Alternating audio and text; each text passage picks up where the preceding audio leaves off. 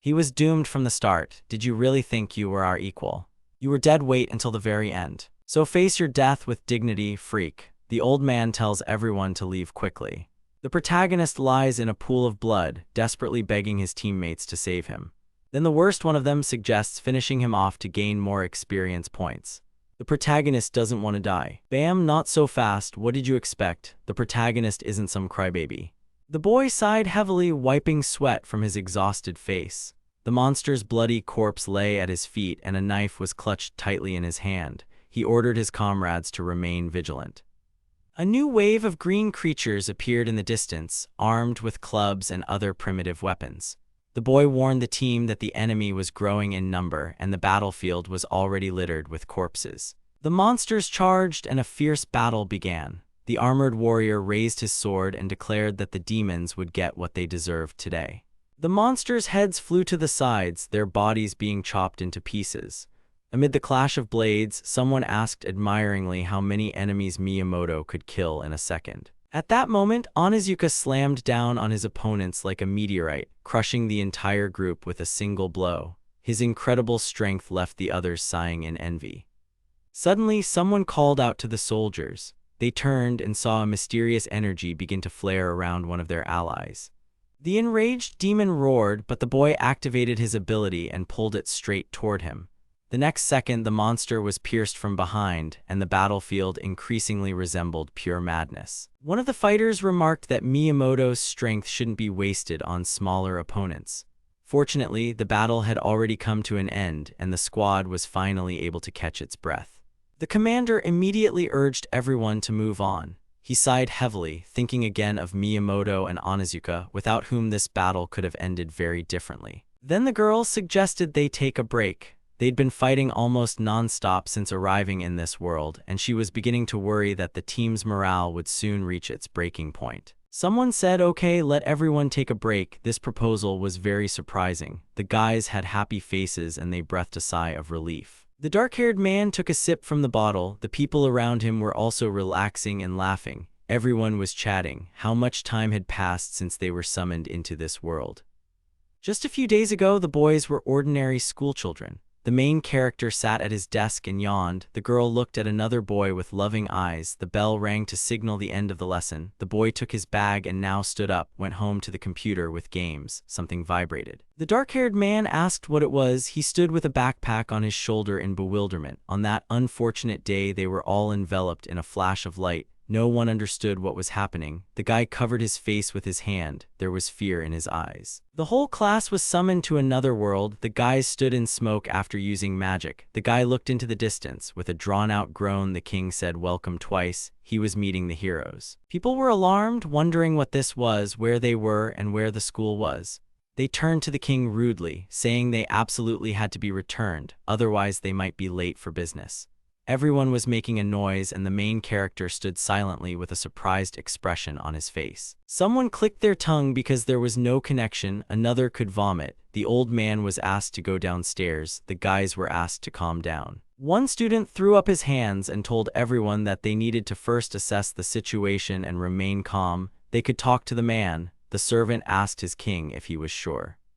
The main character called this student a real class monitor. Everyone else stood behind him. He brought everyone to their senses in an instant, and that's what it means to have charisma. When the class calmed down, they were told many interesting things about this world. The guys were called here during the crisis of the Empire, about the differences between the species and cultures of the world. The dark-haired man swallowed and opened his skill. The king told the reason why they are called heroes and about their strength. The guy's name is Cho Nakatani and he is level 1. He also has a special skill. All the students started looking at their skills. It seems that everyone who is summoned to this world is endowed with special powers and the guy doesn't like his magic. Suddenly someone swore in surprise and it was the class president. He used his sword, which delighted his classmates. Here he is, their hero. Everyone has their own unique skill. Even here, Naoki is the best of the best. The guy is embarrassed to hear this from a girl and asks Aki not to embarrass him. All these skills give powerful strength. The guy is level 1 and his special skill is the courage of a hero. The rest have magic and martial arts, body strengthening and regeneration. Everyone in the class has acquired the most powerful techniques. They are worthy of the title of hero. A stone flew at the dark-haired man and he caught it with his hand.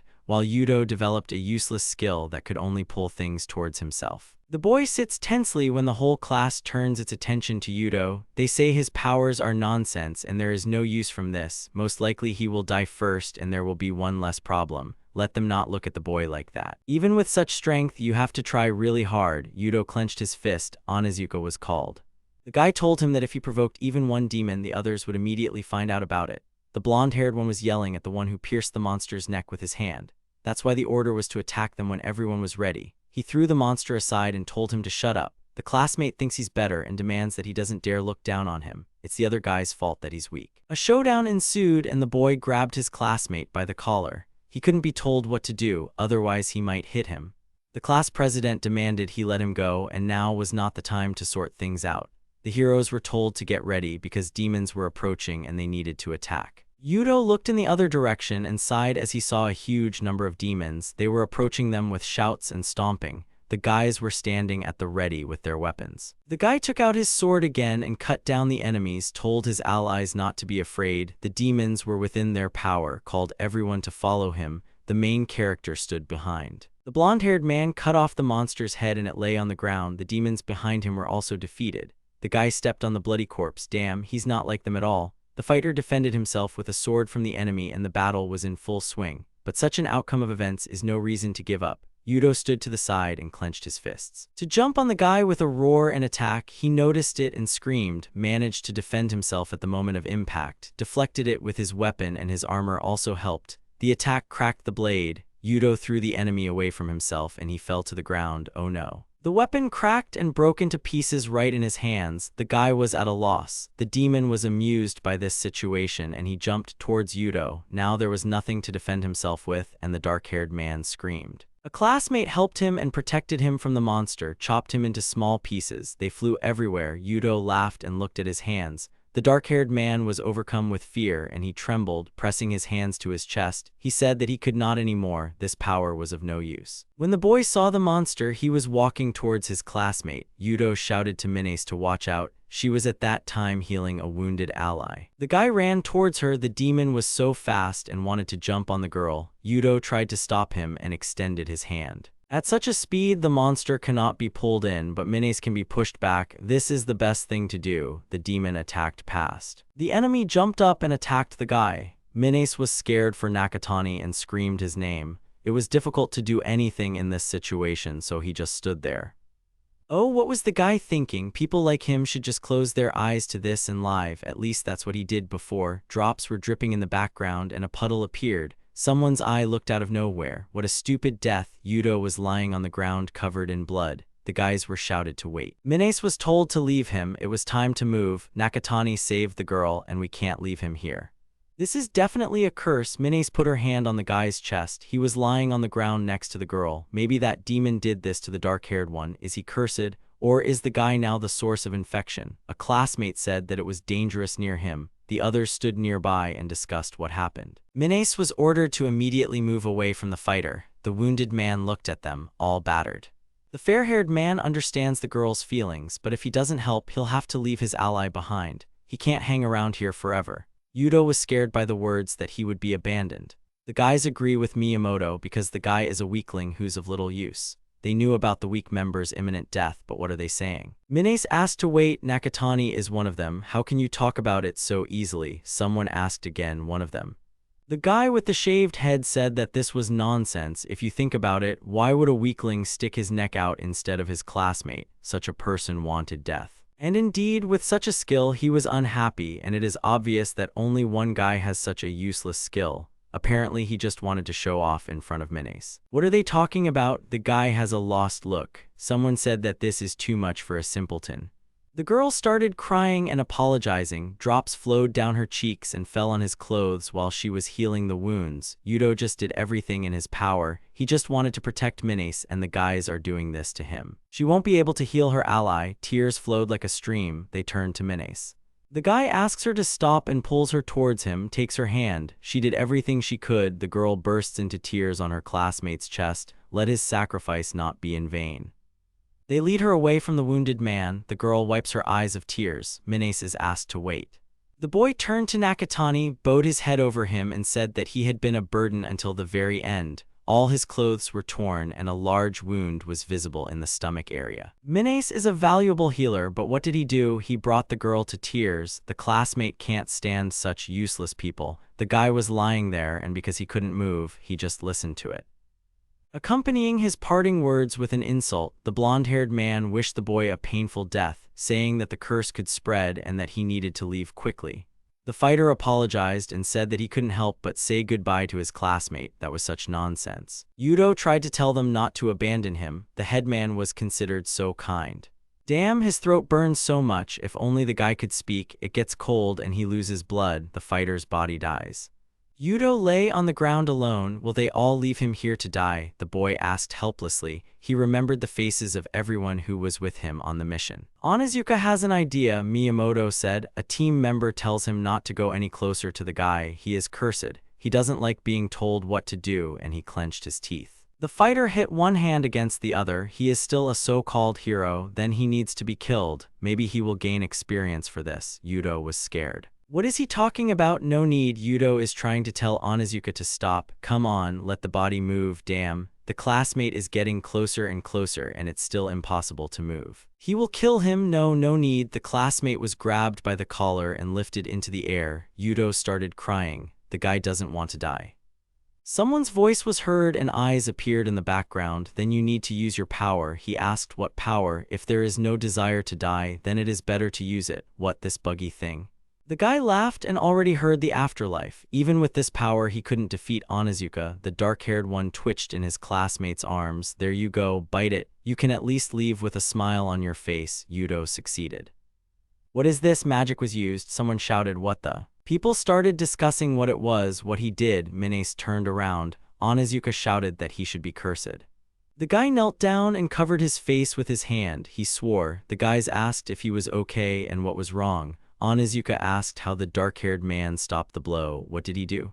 Suddenly Yudo stood up and sparks were coming from the guy's hands. What the hell? How did this happen? He can move now. Onizuka is advancing and shouting that he's done for. Let him die as befits the dead. The dark-haired guy deserved it. The classmate swung. Yudo stood with his eyes closed, began to open them, and he stopped Onizuka's blow with his hand. The boy was swearing and wanted his classmate to leave. What was going on? The fair-haired one was confused, like everyone else. The dark-haired one stopped the angry boy's strength. His fist was clenched. How is that? How did Yudo do this? He used absorption magic and pushed the fighter aside. This is the true power of the dark-haired man. The guy will absorb the skill of the fierce god. The schoolboy stood in bewilderment. That's how he hid his strength, pretending to be a small fry to mock him. That's what Onizuki thinks. He became even more angry and swung his arm to hit him, saying that the boy was finished. Yudo dodged and the schoolboy would not die at his hands. It would be better to let a demon kill him than such a person. The boys got into a fight. Onizuka was thrown against the wall so hard that he broke through it, or better yet, let the student die himself. Those around him were in shock. The fighter was coughing up blood. The man laughed, called Nakatani, grabbed the boy by the hand, and said that he never thought the boy had such strength. What a twist! Who knew that he would defeat Onizuka? The schoolboy has a real gift for a hero. The guy was told to come here. Yudo removed the man's hand from himself, laughed, and said that his words were empty. A minute ago they wanted to leave him alone, and now they are fawning over him. The man is stunned. In the past he really did say that the boy was the source of the infection, and Miyamoto was right. The schoolboy needed to be abandoned. Nakatani was shouted at, asking where the dark-haired man was heading. There was no answer. The fair-haired man asks him not to do anything rash, whether Nakatani can hear him, and the guy meanwhile remembered how they bent over him at the moment when he couldn't move. The girl looked at the schoolboy. The dark-haired man turned around and looked back. The boy walked on. The class watched him go. Minace was asked to heal Onizuka and she agreed. Nakatani now, with such force, if he turns against the team, he will become a formidable enemy. So, if the boy survives until their next meeting, the schoolboy himself will make sure that he does not pose a threat to them. Yudo walked barefoot. It was so cold that it sent shivers down his spine. How far he had already gone. At least there were no demons along the way. He could breathe a sigh of relief. It was the schoolboy who had cleared the way. The boy turned his head and saw that the dead bodies of monsters were scattered around. He was very scared. They urged the guy on and told him to be faster. They called him a stranger.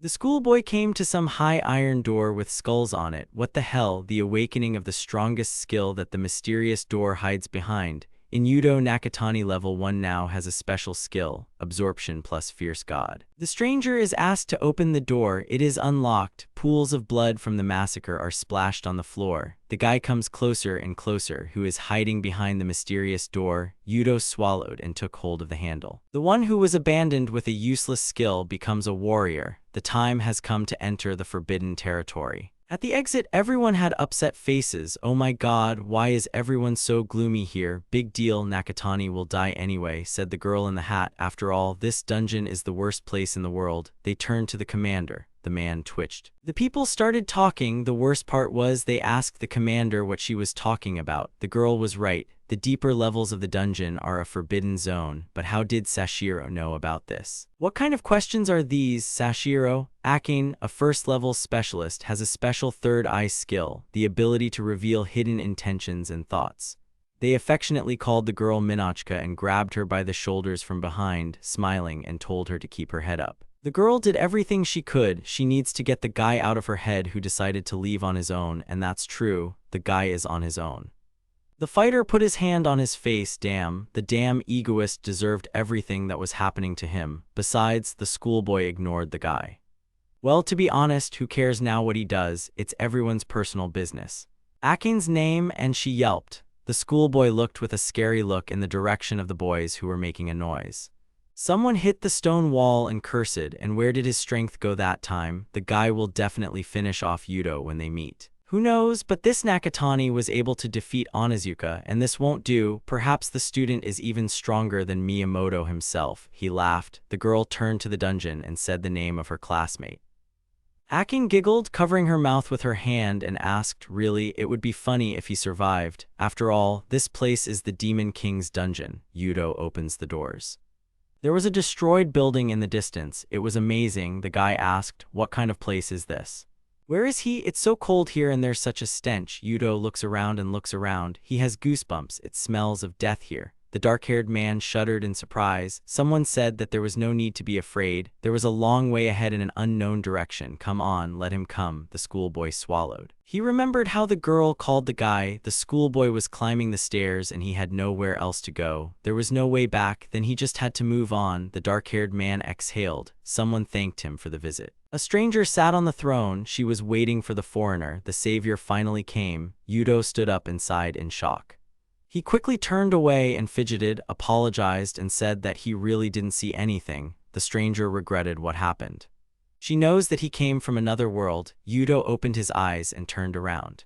Alone in a strange land where even his own family turned against him, a girl offers her condolences. The stranger looked in his direction. That time she saved Yudo's life. The schoolboy thanked him. The stranger said that she did nothing, she just pushed him, but without her it would have been much worse. The guy would have died. Yudo covered his face with his hands, but he did not die only thanks to his skill. The girl asked the stranger to listen to whether Yudo was joining her. He was surprised. Yudo rubbed his neck in embarrassment. What did she mean? Take revenge on the Empire, that's what. The stranger wants help with this. Yudo asked again. The Holy Empire of Valencia is where the guy was called and where he stands now. The stranger wants to destroy this empire, destroy everything. It sounds terrible. She told the stranger that he too harbored a grudge against them, and they looked at each other. The guy started to have memories, resentment. Yudo dropped his hands. He would be lying if he said that she was not there. The wounded man squeezed pieces of his clothes in his hands and mumbled, well, then that makes them allies. Oh, where are her manners? The stranger's name is Melia. Nakatani also introduced himself. The girl will remember this name. It is very beautiful. Yudo thanked her. Who is she and why does she want to take revenge on the Empire? Where does the resentment come from and what kind of place is this girl sitting on the throne? Yudo asked Melia who she was. The girl replied that she was a demon. What? The fighter became wary and asked again, there is no need to be afraid. The girl will not do anything even if she wanted to. She is the daughter of the Demon King who once ruled this land. Yudo reacted with fear. This place was once the royal capital, where they, all the demons, lived 400 years ago. It was a city strewn with a starry sky and the moon shimmering in it. The royal capital was Lunaria, a paradise for the demon race which was built by Melia's father. All the demons worked for the good of their land. This city was built in a world free from strife. Melia's father said that all this was for the sake of peace of the demon people. It was a beautiful city that any race could be proud of. They appealed to the king. This paradise was destroyed in just one night. The king looked out. It was dangerous here. He needed to save himself. The march of the empire left no stone unturned. They destroyed Lunaria to the ground. Their barbarity did not stop with the capture of the city. The surviving demons were treated as slaves, all of them suffering a terrible fate. Soon the whole world became aware of the empire's brutality. The girl gave up her teeth and fists, but that's not all. They turned demons into barbarians and also cannibals. They distorted the truth, and Valencia became a heroic nation. It's terrible. Demons are no different from beastmen and fairies. They are just one of the races. By their nature, they have never done bad things. In fact, there were many demon tribes that were friendly to humans. That's why they took advantage of them. The girl got herself into trouble here because her abilities were locked up, which is truly ridiculous. Melia wants to restore Lunaria to its former glory so that the dying demon race can once again find peace on this land. That is her dream. What for him this is just a dream, or he does not believe the girl's words. The guy believes. Yudo clenched his fists. The fighter came closer to her, said that after all, she saved him and that he trusted the girl more than the empire that abandoned the dark-haired man to die. Therefore, he would believe the one who saved Yudo's life. He extended his hand to the demon. He had nowhere else to go anyway, so this was the only way out. Oops, the girl probably wouldn't be able to offer her hand, right? Well, even though the guy said he would help, but how Melia is going to do it? Well, she will share her plan. First, they need to secure the strength to resist the empire, and to do this they need to increase the existing one and find more allies. Yudo asked where they would find them. The girl doesn't know. She's been imprisoned here for 400 years. Has the dark-haired man forgotten? Oh, the demon is right, the schoolboy apologized. Second, the sealing spell cast on Melia must be removed. The guy gasped and closed his eyes. This magic is unique and can only be destroyed by a powerful skill. To regain power, Yudo must learn to destroy spells. He doesn't think he can do it. Melia used absorption at the same time as the guy. But right now Yudo isn't strong enough to even use this skill, so Melia smiled. Thirdly, you need to become stronger. The student asked how this could be done, and suddenly he started twitching. What's going on? It looks like they're already here. Who's here? New monsters appear regularly in this dungeon, and that's a good thing, Melia giggled. Yudo's power is absorption. The guy swallowed. It's a powerful skill that allows him to literally steal the power of others. So first, Melia wants him to absorb all the power. The guy asked again her power, but then he too began to get nervous. No need to worry, everyone whose power was absorbed only loses magic temporarily. Then. Yudo opened his skills, then Onizuka's power is already here. Until now, having absorbed the ability, it will remain with him forever. This is what is good about the guy's skill. Well, no matter how much it absorbs, you still need to hone your mastery of the skill, otherwise it is impossible to use it to its full potential. Melia turned to the warrior. With just one such skill, you won't have to worry about anything else. I see, that's what absorption means. Yudo gasped and told Melia that they were already here. The monsters were coming. He had to put his hand down. Melia on the chest so that you can absorb as much power as possible. Definitely on the chest, that will be the most effective, but this is a girl. What to expect if you don't dare? Yudo will be eaten. The guy raised his hand embarrassedly. He said okay, put his hand where asked, and off we went. What was that? Something flashed in Yudo's head. Various images appeared. There was a war. Is this Melia's memory? Yudo was thanked. She lost her power, albeit temporarily, and without magic there is no need for shackles. Melia stood up and the guy felt awkward. He was a good boy and absorbed everything. Thanks to the schoolboy, the demon was finally free. How did it feel? The girl laughed. It seemed like he was overflowing with magic, but he needed to learn to control it. There was no need to be afraid. Yudo would succeed, that was clear, but you can't scare him like that. Strengthening and transforming magic, dark burial, all these skills will definitely come in handy for Yudo. Here they are. Now he is more than capable of wiping them out, but Yudo doesn't know how to control them. Everything is fine. Melia took his hand. The girl will be nearby. Okay, a crowd of demons is approaching. He stood in front of them. Come on, Yudo, let him show who's boss here. Having gained the power of darkness, the mayhem begins. Nakatani with just one skill, and with him there is no need to worry about anything anymore. There is no limit. Everything that can be absorbed belongs to him forever and ever. Step by step, the guy possesses more power. Dark burial is the skill of manipulating shadows and putting power into them. he captured the demon. The lack of strength can be replaced by the skill of the fierce god. Yudo slammed the monster into the ground, used dark burial, infused the power of the fierce god into the skill. It became incredible. The student used absorption. Melia smiled. Well, that seems to be it. Yudo plopped down on the ground from exhaustion. There are no more monsters in sight. He's a good guy. You can see what the guy got. The level increased, Ravenclaw and Flash, and also Thunder Gust. Yudo tried to absorb them all during the battle. It seems the boy is coping with it with a bang. The Ravenclaw unleashes a shockwave that cuts through the sky and earth. The Flash can illuminate even the depths of the abyss, and the Thunderbolt unleashes a bolt of lightning. Depending on its use, the blast can serve as a spear, a shield, or wings. They are all as powerful as the fierce god. Each of them is like that. Melia touches the corpse of the monster. Keep it up. She pressed herself against Yudo. He gasped. The girl looked at the schoolboy and said that together they would destroy the empire. But don't rest on your laurels and think that the problem is solved. Yudo pushed Melia away from him.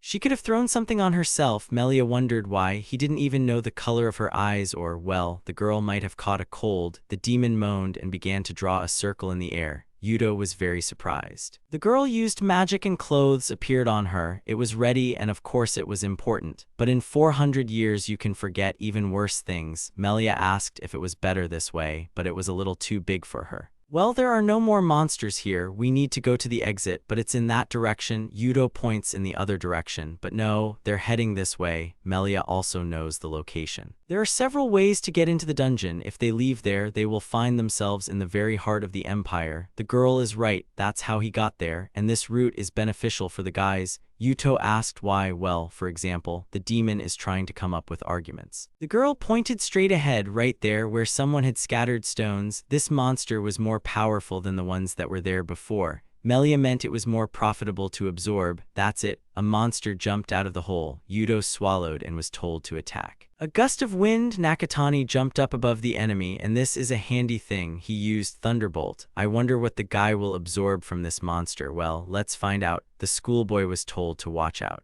A huge demon punches the ground, throwing the guy aside. Is this creature a long-range creature?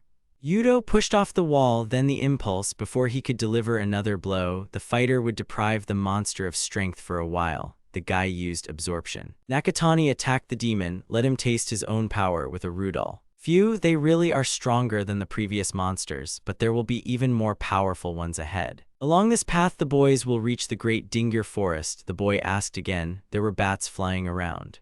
The demon people hunted there. My father also loved hunting, so he secretly built a loophole for himself. When my mother found out, my father turned very pale. What kind of king hunts himself? Yuto awkwardly was about to ask Melia. There's no need to worry. There was enough time for tears. Besides, they are going to take revenge on the empire. No one would want Melia to be sad now. Yuto is similar to her. The schoolboy's gaze became sad. Hatred devours from within. On that day, because of the empire's selfishness, the boy was called into this world.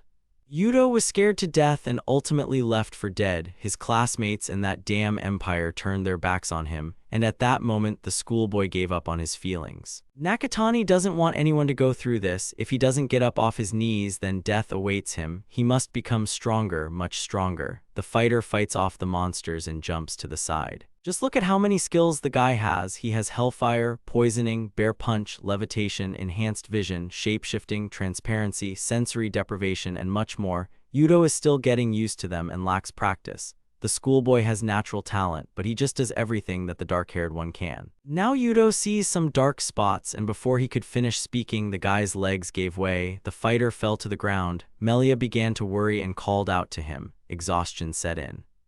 I always lived turning a blind eye to everything. It was easier that way, and even if such a person gets involved, nothing will change. Hypocrisy will not save anyone, no matter how painful it may be. That is the reality. That is how the guy accepted his weakness. Yudo opened his eyes. Melia wished him good morning, and the guy stood up. Did he fall asleep? The girl built a defense from the dark burial. What an unusual picture after waking up. No need to be afraid. Ordinary monsters cannot break through it. Yudo apologized. He hadn't slept properly for a long time. It was okay. The guy just hadn't mastered the skill of transforming magic. Once a schoolboy learns it, you can forget about sleep. Nakatani is surprised. She wants to say that he won't have to sleep until his mana runs out. This would be very helpful in the world of a schoolboy. He remembered his lessons in his past life, when the teacher yelled at him for sleeping on his desk. The transformation of magic returns magical power to the body. Melia stood up, and the guy was sitting right.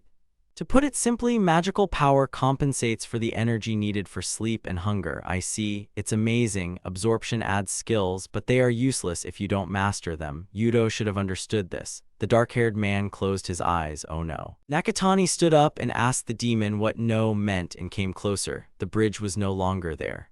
It looked like it had already fallen apart a long time ago. And yet the two of them were already so close. Yudo turned to his interlocutor and asked what they would do now. The dark-haired one couldn't even see the bottom of this cliff. Melia grabbed Yudo by the collar and pulled him along with her. They jumped into the abyss. They needed to combine levitation and impulse, so the guys would pass without a bridge. Yes, it was possible to say in advance. The two crashed to the ground. Nakatani was lying on the ground. The girl was sitting on him. Next time it would be better to warn before jumping, but otherwise Yudo would not have decided. He thought that they would crash. The guy did not understand where they were and turned his head. Skeletons were lying around, apparently after a long battle. Yudo is scared. There are bones everywhere, human ones. It's immediately clear where they ended up. Blood and abandoned warriors. It looked like it happened after the Great War. Yudo stood up and stretched his arms. The guys came up. Moreover, this armor. The equipment was Valencia's armor. The sword reflected the image of Melia standing next to her. She is sure and will never forget her, which means that all these corpses were former heroes. They are decades old, although no, most likely more than 100 years old. All these fragments of the past are so old, but it's as if the scalp has been removed from the skull, and this is most likely not from a battle. There was some kind of noise around. The skin from the skeleton simply melted. Melia laughed. She knew it. Yudo asked warily, what did she know? A large monster appeared. It was a dragon. It looked like the guys fell into the dragon's nest. Yudo covered his face from the flying stones. The creature looked menacingly. Melia giggled, and that was even better.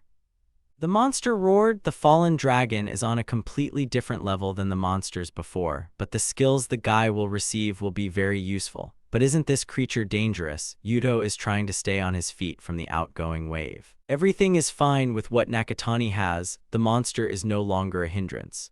How could this not be a hindrance? Isn't it too early for a boss fight? Yudo looked up at the attacking dragon. The dark-haired man swallowed with excitement, like this is a monster. Steam was coming off him from anger. No, the guy promised himself to become stronger. Nakatani's eyes were full of determination. If he gives up, he will never achieve anything.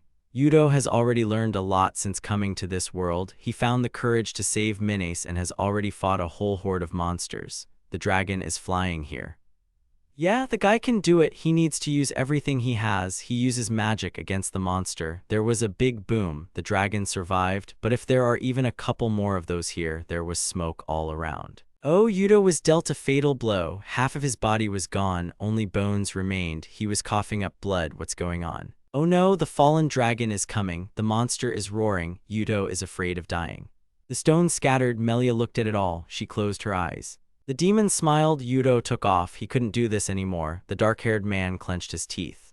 The dragon was flying around. Nakatani stood and staggered. His legs were shaking and he was in pain, scared, but there was a thunderstorm all around. Yudo uses dark burial magic. You can't give up so easily either here or now. There's a buzzing sound in his hands. There's a lot of smoke everywhere. Dark burial will stop the bleeding and sensory deprivation will stop the pain. He used thunderbolt magic, hellfire, icebreaker, but how much longer will he have to beat the dragon? The guy was thrown back. He slowed down and ended up on the wall. Think about it. There must be a way to deal the dragon a fatal blow, at least some option. In some places, the monster only has bones visible after the attacks, but he healed. The fallen dragon is known as the immortal dragon. Its main power is immortality, a forbidden creature that can restore itself with tremendous magic power. Melia watched the fight between Yudo and the dragon. Even the Knights of the Empire couldn't stop his march, but Nakatani could. The guy crouched down and rested his hand on the ground. The monster attacked from its mouth. Melia burst out laughing. Just like that, he created a clay figurine of himself in order to distract the dragon. Rudolum, an explosive mixture. Fighting a regenerating dragon is definitely a matter for the desperate. Break. The fight continues. Let him come. Yudo wants to borrow a skill. Absorption, the guy cracked the dragon. There is someone who is now regenerating. The enemy growled, levitation magic. We need to take him warm. Let's see what else is there. How could he? Yudo used the magic of the blazing eclipse, but this was not enough. The guy attacked again, and every time he flew into the air. Until the monster kicks the bucket, the boy won't stop, get it in the flames. That's all. Melia praised the guy. He has talent, and not only that, now Yudo is immortal. Such information was amazing. The guy used magic to heal the place where there were only bones. There was no trace of the wounds. Everything grew together. This is a forbidden skill. As long as Yudo has mana, he cannot be killed. Oh yeah. Melia hasn't told you yet that the fallen dragon is a forbidden creature. In what sense is that? The boy has new skills and he opened up to test them, such as immortality. Yudo has it, a power beyond human control. Well, we need to move on. The great forest of Dingir is just a stone's throw away. Yudo said that he was going and ran to the exit after the demon. They are going deeper into the forest with renewed vigor. In the Valencia Empire, all the guys have mastered their skills. To be honest, the man did not expect this. It seems he was wrong about them. Explosion. The blonde man used magic to destroy the cobblestone in the way. What was that? Miyamoto, amazing. A hole was visible in the huge stone. Everyone praised and admired it. The commander tells the boy that he is not only an excellent swordsman, but also a skilled magician, and the schoolboy thanks him. The others also have no problems. This is what was expected of them. The guys showed each other their skills. It's so cool. There's no need to thank them. None of this would have happened without leadership. They owe everything to him. No need to be modest. Onizuka hit his opponent with a scream. Damn. The classmate only had enough for a blow. He shouted out if there was anyone stronger, and God, the class president and the commander were perplexed. The guy should cool his ardor. Onizuka was asked to keep quiet. The guys are discussing how if they were in his place, they wouldn't leave the house if they beat Nakatani, and Onizuka has been chatting the whole training session. A classmate says that he could easily deal with Yudo. Onizuka grabbed his face, lifted both boys into the air and angrily asked them, "What? My soul ran into my heels. Talk to me again here." Onizuka was told to stop. They were his comrades after all. The boy got angry, snapped at his classmates, and told them to shut up. Miyamoto grabbed Onizuka's hand and asked him to stop. He understood everything, but they had nothing to do with it. Onizuka's shoulder and told him to save his anger for someone he knew. The bully stamped his foot and sent his classmates away. He left himself. The guys condemned him and thanked Miyamoto. Here he is, the class president, capable of even resolving a conflict with Onizuka so that the class can do without him. The girl grabbed her classmate by the shoulders and asked her to cheer up. Minace screamed in surprise, saying that everything was fine. Everyone was trying so hard, but she was a little sad, and there was a chance that Nakatani was much worse off now than they were. No matter what happens, Yudo will remain her friend, so the next time they meet, Minace will heal the guy. But to do this, you need to become stronger. The girl supported her classmate and told her not to get too carried away. Several people passed by and Akin looked at one of them. They expected nothing less from them. The man turned around and saw Chancellor Dennis, who greeted the commander. The team owed this to Secretary Dahlia and Lord Roy. Commander Sig was always at his best. They hadn't seen each other since the day they were called. The royal decree had come. Would they like to walk together? He regrets that he had to call everyone so suddenly, so he will immediately get to the point. Do they remember why they were called into this world? Perhaps some kind of crisis, and this is true. A direct order was received from the king. He wants everyone to destroy the remaining demons on the front. The students listened carefully to the instructions. The fair-haired man asked again, "Demons, but what about the dungeon?" "It doesn't matter anymore. The guy's strength has been proven and there's no point in wasting any more time." They asked the chancellor who their enemy is. Demons are cannibals, half-breeds that devour the innocent and the sworn enemy of people. Miyamoto asked if they were half-humans. That's right. What? They are partly human. Fighters will kill their own. Someone said that these creatures are not far removed from monsters. They will all be eliminated. But murder is still murder. Such is the royal decree. Let the heroes be kind and deal with them. If the king commands it, the elder began to mobilize the people. If everyone was called upon for the single goal of saving the empire, then the time had come to prove themselves. Miyamoto was right and the others agreed. They needed to be punished. This fighting spirit is good for the boys, and so the demons hide in the long-abandoned castle. Deep in the Dingir forest there was a thriving city of demons called Arganum. Yudo asked another city. Melia, when she was little, her dad said that demons from Lunaria secretly founded it and there could be survivors left there. These two go further. The girl hopes for this. She turned to Yudo, used magic, and gave him new clothes. Nakatani won't walk around in rags forever, and indeed, he thanked Melia. He cares about people's appearance. Yudo wasn't naked. The boy doesn't even know how grateful she is to him. For the first time in many years, he can finally go outside and make a long-held dream come true. The schoolboy was taken by the hand and called to follow him. The two found themselves at a great height from where the natural landscape is visible in the depths of the Dingir forest. The city of demons Arganum awaits them. The paths of every hero lead to this place. Little Melia's father told her that the demons who had left Lunaria lived in this castle, and the two of them walked along a forest path. Will they be able to meet at least one demon? In the distance, from the forest, a structure is visible. It is a city. The girl hopes that they are still there. The guys smiled, fingers crossed. How much longer do we have to go to Arganum? Well, at this pace, the guys will easily get there in 3 days. It's so long that a guy without skills would do it. Birds were flying in the air and an unknown man in armor appeared behind him. Without the new strength, a week would have passed on this path. The guys were attacked and they dodged. The traitor was found after all. The guy pulled out a leaflet. A reward was announced for Yudo's head. Today is not his day. The children greeted their little sister. She knocked on the door and said that she had arrived and had been told earlier to call her Rin. The girl came in and greeted the boys. She brought a whole armful of food. Let them gather, now they will eat. The children ran to the call. The child tells Rin not to overwork herself. The girl comes with something new every day. She likes it and kill her. It's not the least bit difficult. The girl holds out the plate and asks for more, not knowing how to repay. Their nurse smiled. The little girl left happy with the soup. Rin didn't need anything. Dragons and demons have always been friends.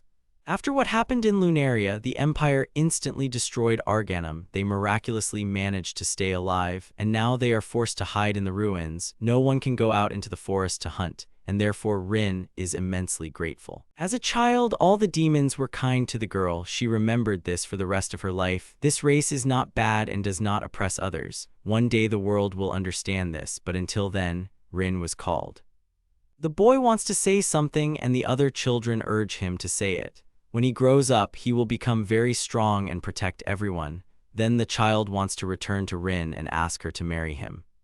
The girl stroked the boy's head. She promised to wait. He just needed to grow up. He asked if it was true, friends, if Rin was sure that the dragon people still thought so. The children pulled the nurse by the hands and asked her to marry them too. The door opens. It must be Varro. Rin wished good morning. You can eat, because the food is still warm. The girl did not understand and looked at those who entered with fear. There was a man with a sword and a severed head lying there. And who is here, if not the demons themselves? A whole crowd of former schoolchildren entered. They must kill every monster that turned its fangs against the Empire. The people were alarmed. What are they doing? They need to stop. The knights started cutting down everyone in their path. No, this is Valencia. We need to save ourselves. Panic has started. He killed 3 with 1 blow, and with another he said 4. They started arguing about who had more. Rin sat over the corpses of the children she was feeding, tears dripping from her eyes. Miyamoto attacked Rin. She has horns. She is not a demon. The girl bared her teeth and defended herself. She should get out of the way, otherwise she will get into trouble. The Imperial should shut up.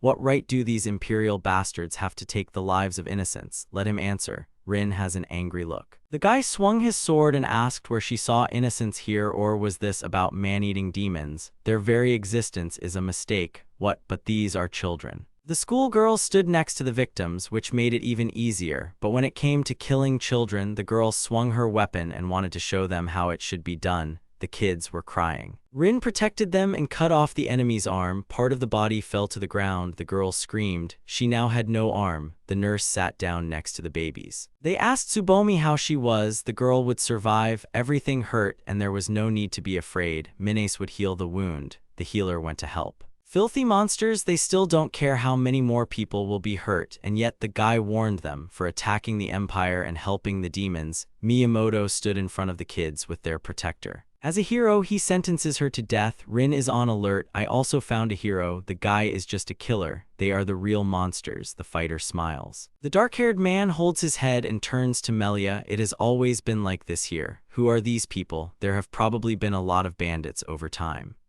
The guys were faced with two strangers. How much can this be? The guy thought they were completely out of control and needed to teach the passersby a lesson. The second man was squatting. Yudo sighed.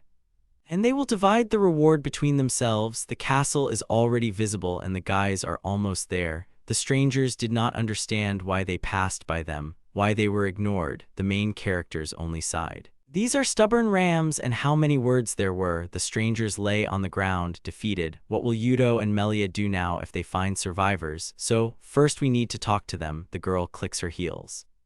They came to the demon city of Arganum. There were dilapidated buildings all around. Melia hurries Yuda, one step away from his goal. There may be starving people there. As a legitimate queen, she is obliged to help her people. Nakatani smiled. We need to hurry. A rumble was heard. The guys paid attention to it and immediately rushed to the source of the noise. These are creatures that bring pain. For all the lives they took, the boy's sword will become their punishment. Rin sat in front of the children, hugging her knees. Miyamoto raised his weapon. What an excuse! Let him close his mouth. Rin attacked Miyamoto. He covered himself with his hand. The only ones taking lives here are the Imperials. The girl jumped for the next blow. Miyamoto used magic and an explosion occurred. The children screamed. Rin, unlike them, no one kills for selfish reasons, but only for righteous intentions. The fighter's sword sparkled. The girl shielded the children with her body. Now she will die. Miyamoto attacked. Pieces of stones are flying around and smoke rises. Nakatani appeared with Melia, seriously, but the class discussed the appearance of a classmate. Minace was happy. Onizuka said the name of his former comrade and pounced on him, slipping past Minace. He was so glad to see the guy. It was good that he hadn't fallen back. Now he could smear him himself. Nakatani used dark burial. Classmates are shocked. The guy was smeared on the ground. Who did this?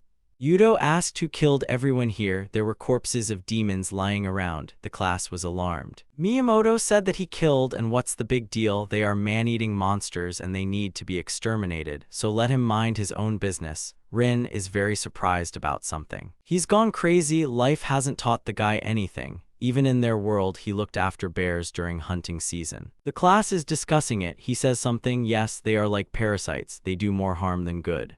Miyamoto held out his sword. In his opinion, Nakatani is a threat to people. He gives no choice but to kill the guy. Minace asks the guy to wait. They are classmates after all. Isn't he glad that Nakatani is still alive? Why should the guys fight? Someone called and affectionately called Minochka. Akin came out and said that everything was fine. She didn't see any reason to worry. What's wrong with Akins? The girl fell silent and watched, mesmerized. She clearly liked it. There was a fight going on between Miyamoto and Nakatani. Let him not think that after defeating Onizuka, Yudo achieved something. This time Miyamoto will send his classmate straight to God. The blonde attacked. Well, no matter how much you look, Miyamoto always amazes. He is a real master of the sword. He does such things. He has become stronger than everyone. I would not want to become his enemy. There was an explosion. Miyamoto laughed. He would only defend himself. The guy came closer. How pathetic he was. Minace asked Akin if she was sure it was better to just be calm and just watch the battle. What are they doing? Miyamoto asked his opponent how he was doing. Since their last meeting, he had only become stronger and the dark-haired one remained a worm. That's what it means to be a hero. Melia pointed her finger at Miyamoto. He's too stupid and they don't need him. The guy is perplexed. Yudo attacked. A dog's death for a dog. Miyamoto asked what she just said. The guy used magic, knocked out the enemy with one blow.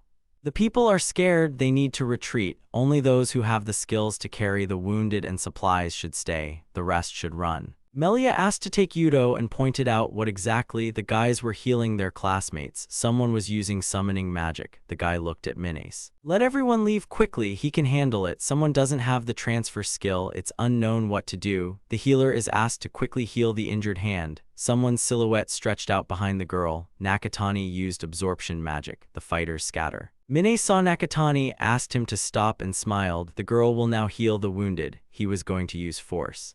Akin said that things were bad. The girls were scared. Yudo extended his hands and began healing. The wounded girl was surprised. The dark-haired man left. Akin turned to him. Hey, come on. Miyamoto was told that we need to run quickly. Onizuka needs to get up. The fighters are feeling bad and it's hard for them. They're not reacting. The group leaves. Rin clenched her teeth. Yudo saw her heading somewhere. Let them not even dare to run away. She called them Imperials. A girl with long dark hair and a ponytail pulled out a weapon and attacked Rin. They clashed. They say whatever they want and run away at the first opportunity. These people are cowards. The girl stood on the defensive and put away her weapon. Rin coughed from the wound, then angrily turned to the Imperials. Let them stop. Yudo blocked her path with his hand. He turned to the girl and said that instead of pursuing the killers, it would be better to take care of the victims.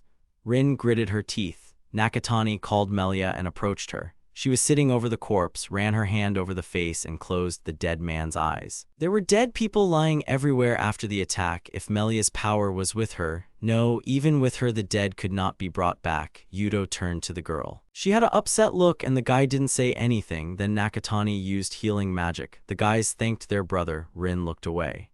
She ran up to Melia. Maybe the girl was mistaken, then she should be forgiven, but is it possible that this is so? The demon turned to her interlocutor.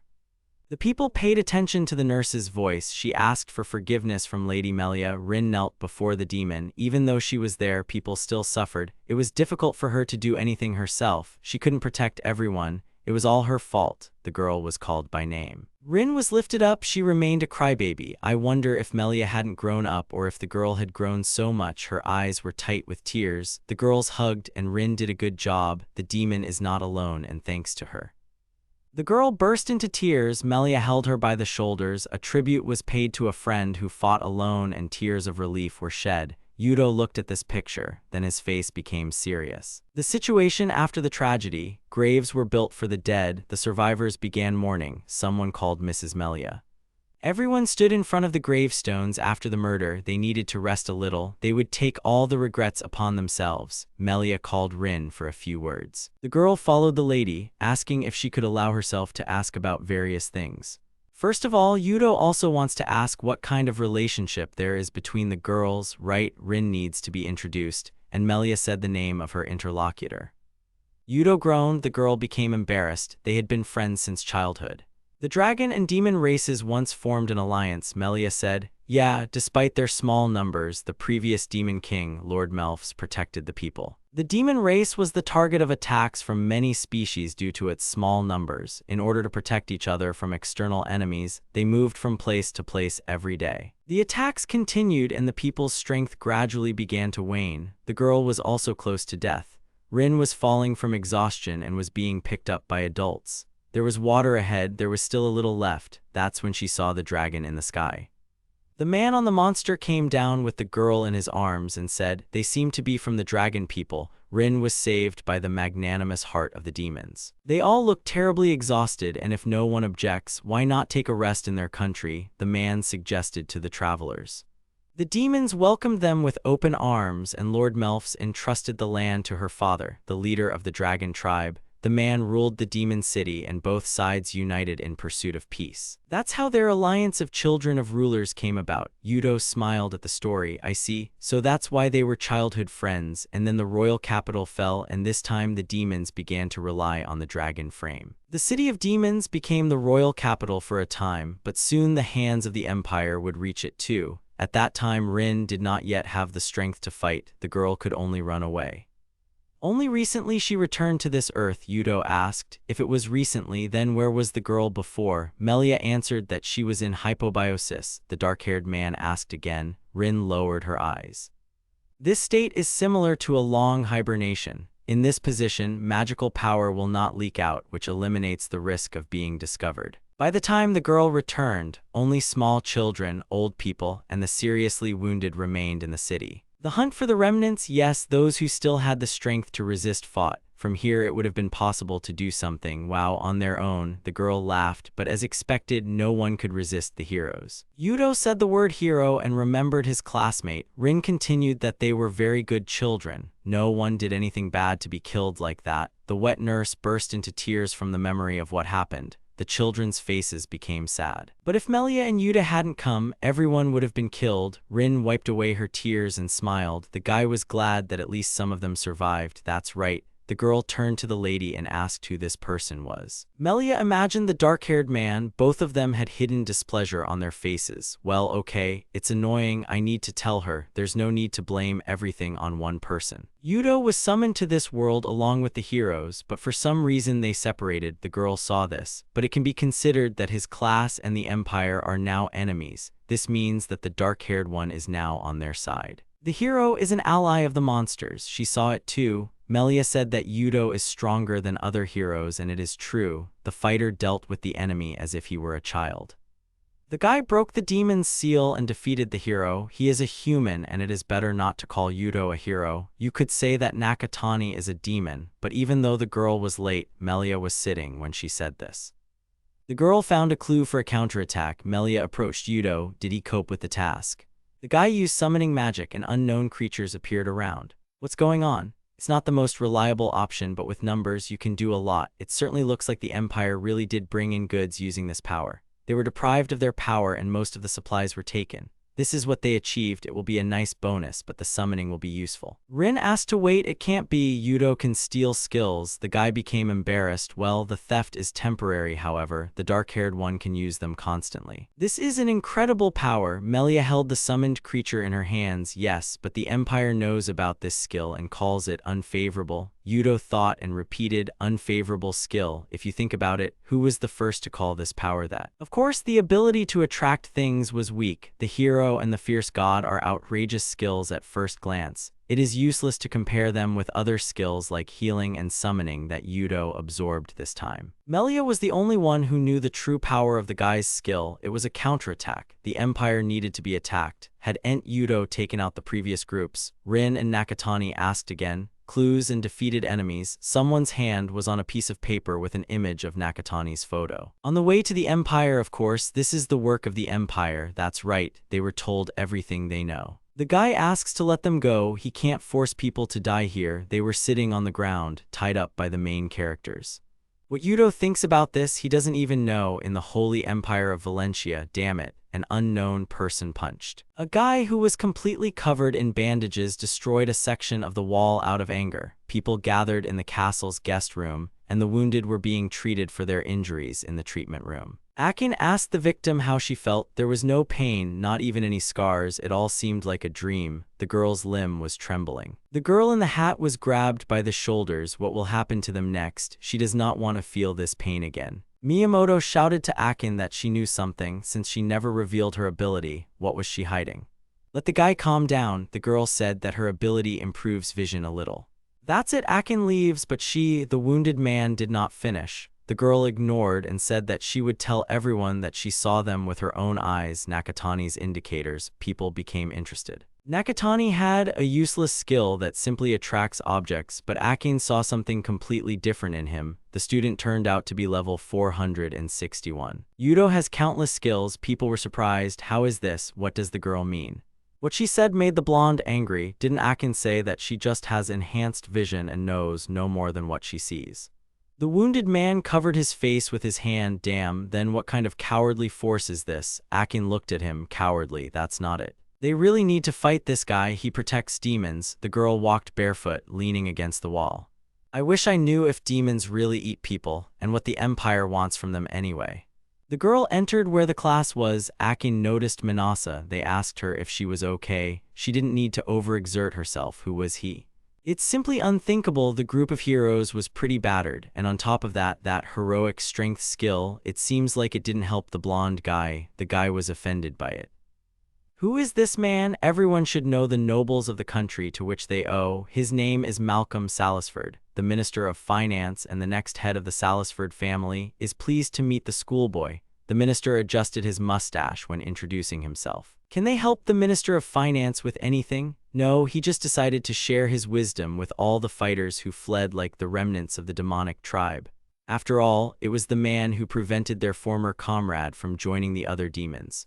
The class looked at him questioningly. What the hell? What if it weren't for this? The class would have been in a much worse state. It seems the other nobles didn't expect them to return from the dungeon alive. It was the man who made sure of that. The minister placed his hand on the wounded soldier's shoulder. They also can't leave things like this. A hero who was simply struck down by an imperfect skill. How scary. Miyamoto was very gloomy. Well, it's not too late to demonstrate his strength. The man will tell them about the demons that were with him and everything about his strength. After all, information is already a weapon. However, they may already be dead. Someone from those whom the man sent could deal with them. He made some preparations so that everyone who is familiar with the criminal world could recognize his face. In any case, they can only hide in forests or ruins, and if you want revenge, you should hurry. Onizuka turned to the Minister of Finance, grabbed him by the collar, demanding to know where he was now, what this freak was planning. The guy wants to know everything. The guard pulled the schoolboy away. The man told the boy to calm down. Heroes are such savages. Onizuka wants to be let go.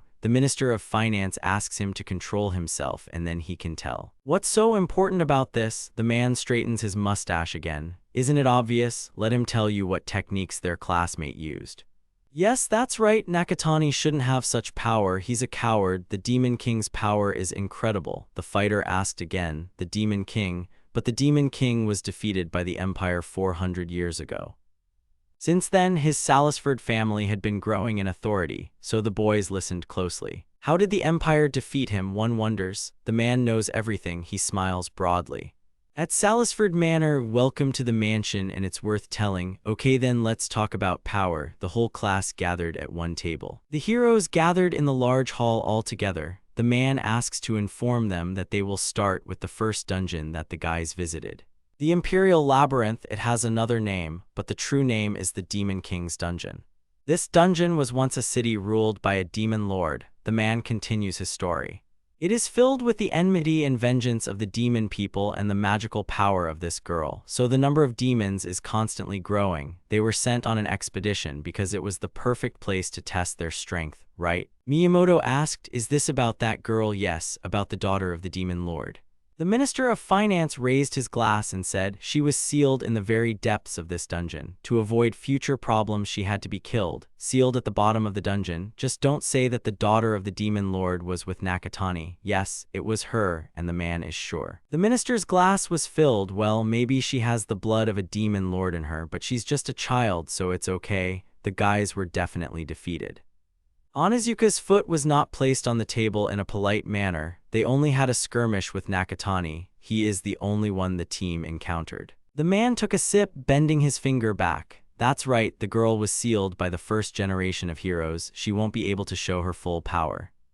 Akin remembered when she and Melia met eyes. She started shaking. Minace noticed this. Humans are really ineffective compared to demons, dragons, and various other subspecies. Humans are very fragile, so they created several types of weapons for the survival of their species. One of them is the summoning of heroes. 400 years ago, it was the heroes of that time who destroyed the tribe of demons. The power of more than 30 of them was united in one person, an extraordinary hero. His name was Rei, and he was the most powerful. When a hero gains true strength, his offensive power can destroy enemy troops with a single blow, the blonde asked. The man wants to say that the guys are weak. In other words, yes, the minister is disappointed that they are inferior even to his private army. Miyamoto was angry. By the way, who is this guy? He was holding Onizuka with one hand. Damn it, he doesn't care about the Demon King. Onizuka demands to know about Nakatani. Yes, indeed, this is part of the reason why heroes are weak. What the man means is there is no such thing as a hero. By their nature, they can take away power. Miyamoto asked again. Rei the Brave was summoned to this world with extraordinary power. The hero skill that the guy possesses is just a skill that Rei originally possessed. What? His strength lay in his ability to grow, to learn the skills of others just by looking at them. Rei became stronger and stronger. In the end, he turned out to be so strong that the world couldn't bear it. Miyamoto is surprised. Well, no big deal in any case. All the heroes received a share of the powers that Rei acquired. They just need to unite them, Minace asked again. Onizuki was pleased, and he even stood up, of course. All the heroes need to do is study the abilities of others. The man thinks that it will not be that difficult. Onizuka used magic, and the guy next to him was indignant. What was that? A Heiki skill? Seriously, how did he do it is clear. It's so crowded, a team of 3 is walking through the city. Yudo has changed clothes, Rin's ears hurt, Melia is too hot, they need to be patient, they can't go out in their old clothes. They were right, wearing the official attire of the Demon King was no better than calling yourself one. If Yudo had said so directly, Melia would have been offended. Rin informed the team that she thought the 2 were wanted. They only told bandits and robbers about the guys. Well, that's true. The girl hasn't been walking around the city for a long time. And the fact that it is possible to accompany in this form, thanks to Melia, who left barriers in the City of Magic. For them, the royal family, it is natural to protect their people. Melia can rely on Yudo's strength. They're right, the one handing out the leaflets was Malcolm, Salisford, treasurer of the Empire, treasurer. He's a nobleman of the Empire, greedy for money, more vile than bandits. He has estates all over the Empire. The crew will know what he's like when they see him. The Lord Treasurer is a great nobleman, and moreover, there is some kind of bad atmosphere. It is clear that he thinks that the man who just passed by was also complaining about something. The girls went in to do some shopping. It is possible to gather some information. Yes, we need to ask, Melia also agreed. The Trinity walked around the city, approached people. They think that they have already begun to understand what's what. As the boy had expected, Malcolm and his ilk made a terrible impression, even though his family was quite respectable. The Illyasviel had helped defeat the Demon King 400 years ago. He had the ability to summon heroes, and with the power of the first hero, he was able to conquer the capital in one night. No need to pay attention, let Yudo continue talking. After that, the heroes continued to succeed and become stronger one after another. It seems he was very popular among the people due to his absolute strength, but it seems that the upper echelons of the Empire considered the strength of such heroes dangerous. The legend on the street says that the hero risked his life to save the Empire from crisis. In reality, the Empire, fearing his power, set traps in the dungeons and killed him, or so the rumors went. Yudo thinks that these rumors are true. The Empire could have done such a thing. The girl thinks so too. Rin says it looks like Lord Treasurer Malcolm Salisford used his position and wealth to put pressure on the people. One of them was the Emancipation Proclamation, which sounds good but was really about taking away all the servants, and also taking children from the slums under the pretext of saving the reserve army. And the children of the city's residents were also taken. Rin cannot forgive them for forcibly humiliating those who have no power. The girl asked if they were still enemies. Yudo agreed. Rin was called after them. The girl thought that it was time to go and buy something. Yudo was interested in what exactly, and he thought they would buy a weapon that suited Nakatani. Weapons, the girl will tell a few things about this world that they don't know. Melia told the guys to follow her. They're in some expensive store. Do the guys even have money? Yudo is worried. It's not a problem. The materials from the monsters the guy killed were sold. Melia got a lot of money for the dragon horns. Where from? The team approached the store counter and great, the salesperson showed the goods and asked how they liked them. It was their pride and joy. They are all first class. The sword and shield are made of durable iron so they will not crack, and this helmet, the man was about to tell how Melia asked to show her another product, pointed at it with her hand. I chose one then another. This is a magical tool for manipulating magic. The seller holds the goods in his hands and he says that mere mortals cannot obtain such power. To be honest, it was made in honor of the heroes summoning this decoration. Melia and Yudo exchanged glances and smiled at these words. The guy came closer to the counter and said that he didn't think the seller didn't understand that. Rin went up to the guns section and picked one up. Wow, how cool! The seller was surprised. I wonder if this is also for decoration. The man confirmed. Rin began waving the weapon. He was holding it for the strongest hero. That's great, of course. The girl told Melia about the price. She put the money on the table. Obviously, the materials they got from the monsters in the dungeon were sold. The seller lifted the weapon with difficulty. The man told customers that their store cooperates with the Empire, so they always have first-class products in stock. They hope for continued patronage. I wonder if that's why the lords use them. And yes, but Mr. Salisford's request is a bit unusual. Everything is made to order for the craftsmen who work in their city, and weapons and armor that no ordinary person could handle. Melia asked to tell about this in more detail and moved very close to the man. They would like to see how the lords manage them, just in case. Oh yes, of course, they should wait. The seller went somewhere. Rin asked if these two were here for this. Yudo laughed. Well, that wasn't part of his plans. He was sure that Melia brought them here specifically. The guys were thanked for waiting. The man put what he had brought out on the table. It was Mr. Salisford's form. The team became interested. The minister, adjusting his mustache, said that he knew he had a good eye. In the first Imperial conference room, just in case they are dealing with heroes, no matter that he was seriously injured and remained in the dungeon, they need to consider the possibility that the guy survived. What will they do if this is confirmed? It doesn't matter, the Demon King's daughter was sealed, but they heard that she was able to get out. Does anyone even understand what's going on?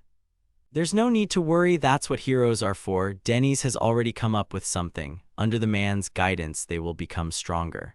The minister smiled menacingly. No, he didn't need to rely on heroes. His personal army would be enough for the stragglers and little girls. Then he would need knights. He didn't need them. The minister put his hand on his neck. A deadly hero and a girl with Ray's sealing spell on her. That was more than enough. He didn't want his personal army to be underestimated. The guy stood up, and again this issue, including the management of the heroes, is now in the hands of the treasurer. Yes, it is worth leaving it to him. The cart drove out. Someone laughed. Everyone saw, including the military leader himself. There was the minister, sitting with his hand resting on the window. How could such an incompetent person end up in Master Denny's entourage? They agreed. The writer remained silent. The man surpassed him in money and power, in wisdom and in everything else. No matter, that title would soon belong to the minister. Sir arrived home and was greeted. The man asked for a report from the head butler. He hopes that the boy's whereabouts are in the afterlife. The minister may be right. The boy is already dead, but no.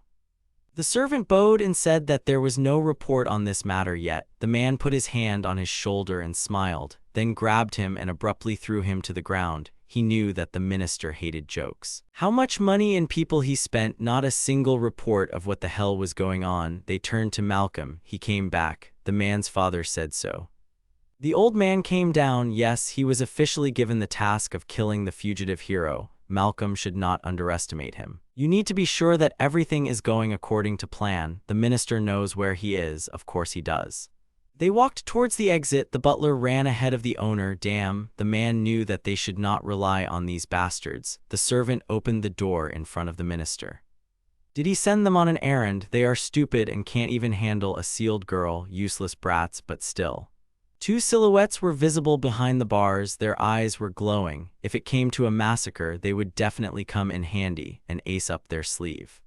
They could go into the forest. They were sure that it was in the forest that they were being looked for. Melia said that everything would be fine. There was a large box with the purchase hanging behind Rin's back. The guys can't stop because of such a trifle. The girl said this with confidence. Rin and Yudo looked at each other with excitement. So Nakatani asked Melia why they came here. Was the girl going to lure them bait? They are worthy of death. The guy wondered if they were worthy. He didn't know. He chuckled and began to remember. Yudo isn't involved in this. No need to worry. Rin asked what Melia is doing. The demon wants to ask for help in getting rid of the people's discontent. She is going to force the heroes to take on the role of Malcolm's hunters, heroes. No matter what atrocities the treasurer committed to make people suffer, it would have to be done outside the city. That's true. But Yudo thinks that heroes are almost the only people who can do something. The guy can certainly name some who could. Melia approached Rin and wanted to say something. Is the girl afraid? Rin isn't afraid. She sheepishly bent her arm at the elbow and took her other hand. Yudo was a hero, so it's okay. Okay, anyway, is this a decoy? Ha, Melia saw someone nearby and immediately reacted. Bound him with magic, that's what she meant. Yudo saw their hostage and exhaled, squatting down in front of the guy who was tied up and lying on the ground. He could contact the heroes. The hostage had fear in his eyes. Yudo didn't care how, but he had to tell one girl what Nakatani said. The guy realized. The dark-haired man had a menacing look. Lord Treasurer is playing with the illegally captured slaves, causing them pain. The hostage freed his mouth and asked, is that all Yudo wants to say? The dark-haired man showed his fingers. Okay, Melia, everything is fine. The hostage sat down on the ground. There would be no next time, and he has friends. No, his friends, the guy can't sell them, but Yudo didn't mean that. There's no need to sell them. Let him tell his friends that they are going to deliver information to the strongest heroes, and the more they have, the better. It turns out they all have such a sign. That's right. Melia said that we can go. They saw that Miss Melia was very smart, and those were hard times. Rin is sure that Yudo has had a hard time too, so she needs to get down to business.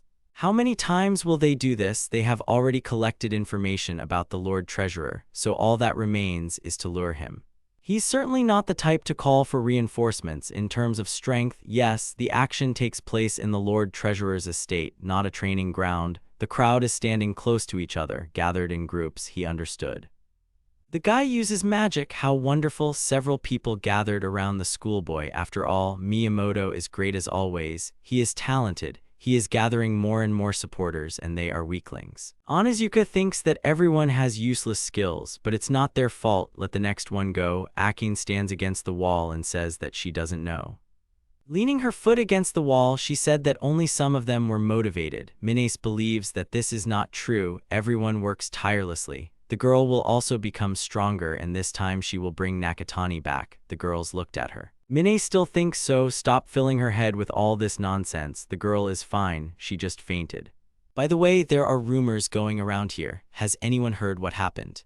The girls were discussing something. She heard slaves. The schoolgirl thought, this is just the world they were summoned to. Will they really be forced to become slaves? It's scary. Minace and Akin heard the conversation. They should also be able to fight if necessary, but Miyamoto is the only one who can learn skills right now, meaning shouldn't they just follow the blonde guy? A man came out and asked how things were going, whether everything was going according to plan. A security guard walked behind. Thanks to them, the schoolboy acquired several skills. Well, even with these skills, the guy won't be able to defeat the minister's personal army. Onizuka said, hey, he wants to be allowed to fight his dogs. The skills of these disabled people are useless. If the personal army is so strong, why not pass on their skills to the guy? We can start with this closet. Onizuka pointed at the guard. The man put his hand to his face and said, well, if you insist. They are waiting for him. Let them fight. The guard pulled off his cloak. This is an order. The schoolchildren are surprised.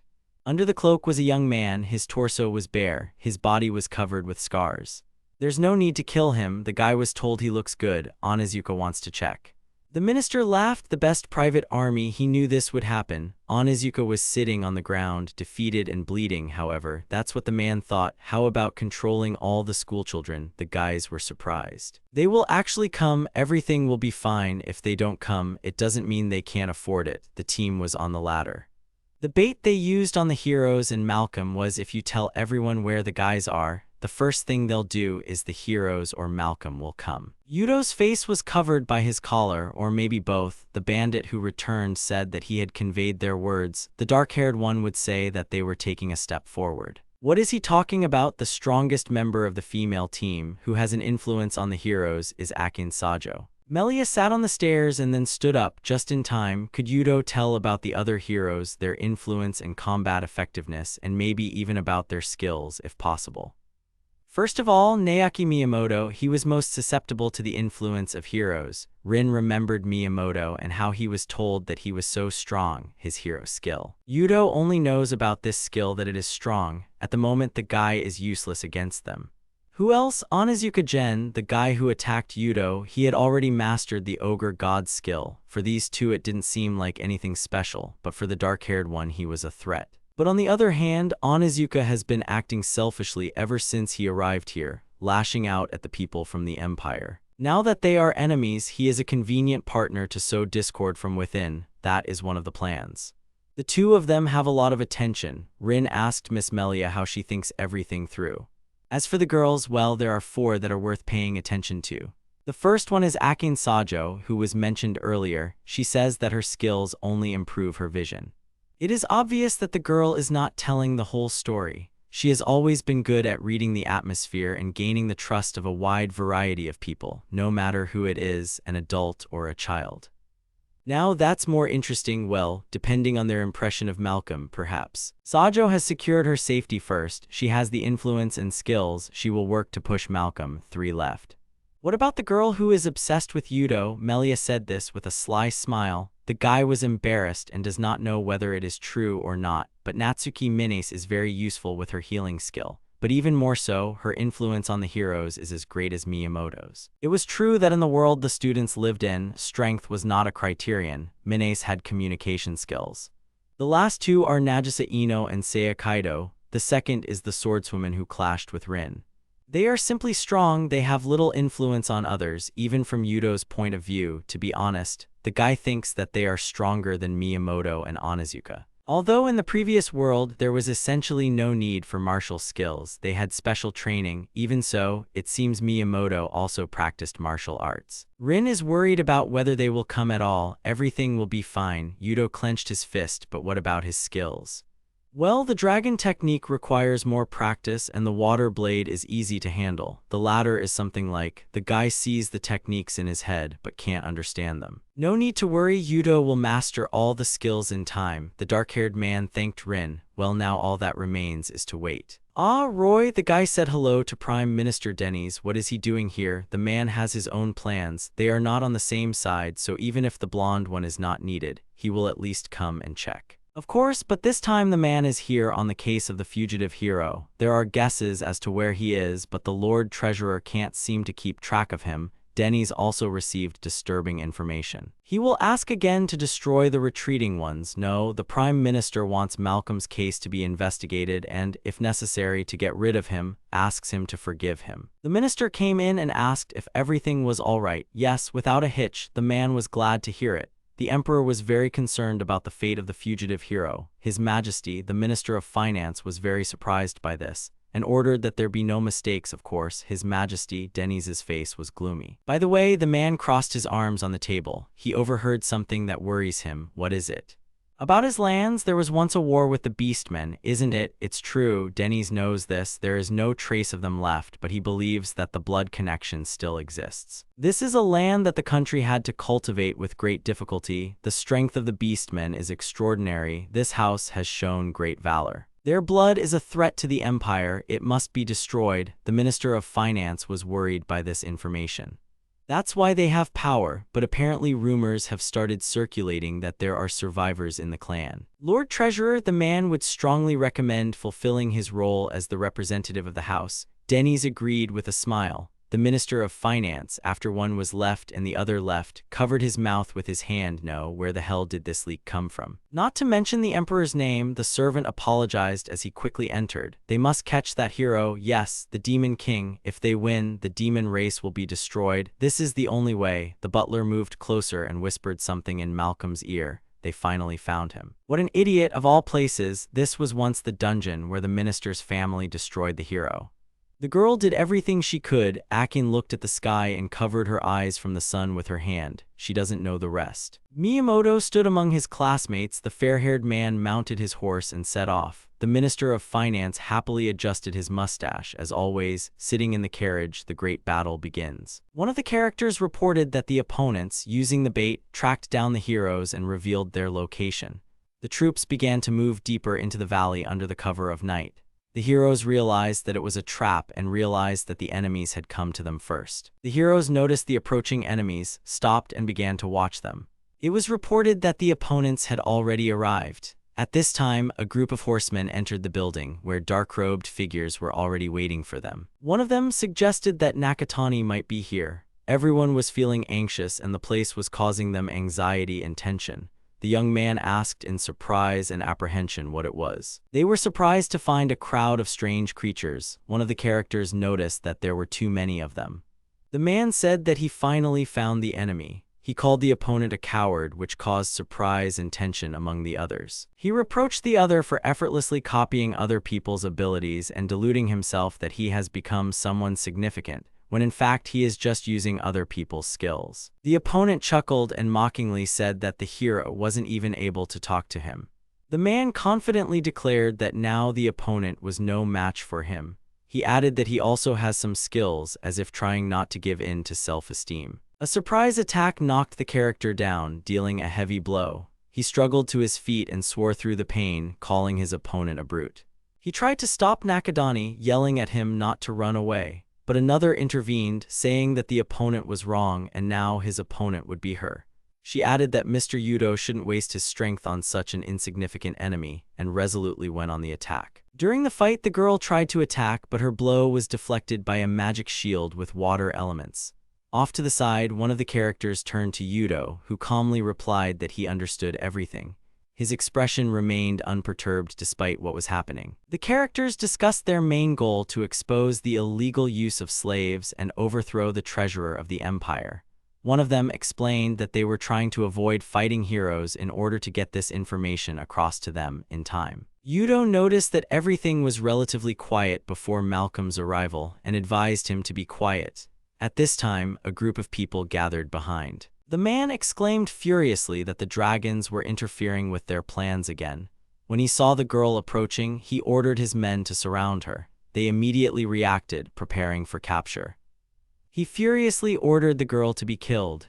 In response, she clenched her clothes in preparation for battle. The enemy charged, surrounding her from all sides. Just as the enemies were about to attack the girl, something suddenly happened and a bright light flashed in the air. Everyone around her, including her, froze in surprise. Yudo, who was watching, looked calm as if he was expecting this turn of events. The panicked fighter admitted that he could no longer use his skills. His condition caused confusion among those around him. Someone asked in surprise what was going on, and others began to worry, feeling that the situation was getting out of control. The guy, shocked by what was happening, asked perplexedly what was going on, but then someone else laughed derisively and called everyone present a bunch of idiots. The Lord Treasurer appeared on the dais and stated that this place was specially built to contain the likes of them. The treasurer added with a grin that their actions made it possible to gather all the heroes in one place, and mockingly said that they deserved praise for this. The Lord Treasurer pointed up and told everyone to take a look with a satisfied smile. He explained that the monument towering over the arena contains something called a skill. This skill is called Guard, and its activation apparently affected what is happening around. One of the heroes looked at his hand in bewilderment, where a strange magic was activated, and began to realize what was happening. At this time, the rest of the participants shouted out questions in a panic, demanding explanations. No one understood what exactly started happening and why. There was a panic among the heroes as they discovered that they could no longer use their skills. Someone shouted in fear that they wouldn't be able to defend themselves if the monsters appeared. Others desperately asked what they should do now. One of the participants irritably remarked that in their situation they could do nothing at all, and in anger turned to the older man standing in front of them. The treasurer calmly reminded the audience of the hero he had described earlier. He said that the man named Ray had fallen into the same trap and died. His words caused shock and bewilderment among the audience. They could not believe what they heard. After mentioning Ray's name, the characters started whispering to each other. One of them, stunned, asked if this was the very first hero. Yudo calmly confirmed his name, and another character thoughtfully remarked that it might actually make sense, as if everything was starting to add up to a single picture. The sword-wielding knight chuckled and said that they were all just ordinary people now. He did not lose his cool, saying that in this case he takes Nakadani, making it clear that he is going to fight him personally. The Lord Treasurer gave the order to kill them all with cold determination, saying that the heroes were no longer needed and were only getting in the way. His words caused shock and outrage among those present. Someone didn't believe what he was hearing and asked if it was a joke, and another angrily told him to go to hell. The Lord Treasurer gave the order, handing over command to the swarm. The latter, slightly surprised, asked again if they really trusted him to lead the heroes. The treasurer nodded in the affirmative, saying that he considered him the best candidate for this role. The treasurer orders an attack, saying he doesn't need the beastmen. He is confident that he can handle the demon tribe with his own strength. The girls shouted that Kaido and Ino were in danger, after which one of them asked Nagisa to act. The characters watched in surprise as one of them noticed that the opponents couldn't use their powers, while the other was surprised that they were still able to fight like this. Some of them called what was happening truly monstrous. The man said that those creatures resemble animals that like to hunt. He added that even though they are called beastmen, they are actually just beasts that need to be controlled. The girl said that they had to defeat their opponents. To this, Yudo replied that the beastmen were innocent and added that there was another reason. Yudo said that beastmen are cursed. To the girl's question, he explained that it was the collars that restricted their movements. Yudo reported that Melia said she can remove the curse, but it will drain immediately, so she wants to use it later. The girl asked what would happen to the heroes. Another, a little confused, agreed and added that if possible, then let them do without deaths. The beastman, looking at them, said that she didn't want to kill them. The girl happily shouted that she understood the order and rushed into battle. At this time, the other girl called out loudly to Nakadani, who reacted abruptly, rushing forward with determination to protect her from the sudden attack. Yudo noted that everything happened exactly as he expected. He explained that the only thing that is blocked in this place is the activation of skills. He noticed that the reflection ability built into his body was still active. The girl standing next to him confidently told him to leave it to her. In response, he smiled calmly and said that he was counting on her. At this time, Yudo didn't hesitate to attack the beastman with a powerful punch, showing that he was willing to act decisively in the current situation. Others watching the scene exclaimed that things had gone too far. One knight remarked that they would not be able to cope at this rate, while another added that only 4 of them were able to withstand the enemy. Their faces are filled with anxiety and tension as the situation spirals out of control. One of the characters, despite the growing tension, assured the others with a smile that everything was fine. He said that they weren't going to run away, thus showing their determination to fight to the end. The girl next to him turned to him in surprise as if she hadn't expected such words. The warrior approached and in the next moment his head was cut. The man didn't have time to understand what had happened and tried to say something in surprise. No one had expected such a sharp and merciless attack. One of the girls, seeing the wounded man, exclaimed in a panic that she would help him. However, another stopped her and said that she couldn't use the skills. She added that it was too late to do anything. The Lord clapped his hands, said with a grin that the first one was ready, and praised the participants for their excellent work. He calmly noticed how refreshing it was despite the chaos around him. At the same time, one of the onlookers shouted in disdain so that the beastman wouldn't forget to kill the girls. Hearing this, one of the heroines screamed Yudo's name in horror as she realized the impending threat. The wide-eyed hero realized something shocking. His gaze was fixed on the Lord, whose expression hinted at a threat. At the same time, everyone involved in the scene, from the knight to the girls from the team, was watching the situation with tension and anxiety, preparing for the next action. The Lord noticed that his opponent was overconfident. He grinned back and said that the only thing he could do was just look. At this time, the main character, bending down to the ground, said that he would activate an ability called absorption, which caused consternation among those watching him. He hatefully shouted that the Lord was a bastard, clearly shaken by what was happening. One of the characters shouted to kill the hero immediately, to which his interlocutor asked if he was sure of this. He said it didn't matter because they were unmanageable. The Lord added that he would do whatever he wanted with this rodent.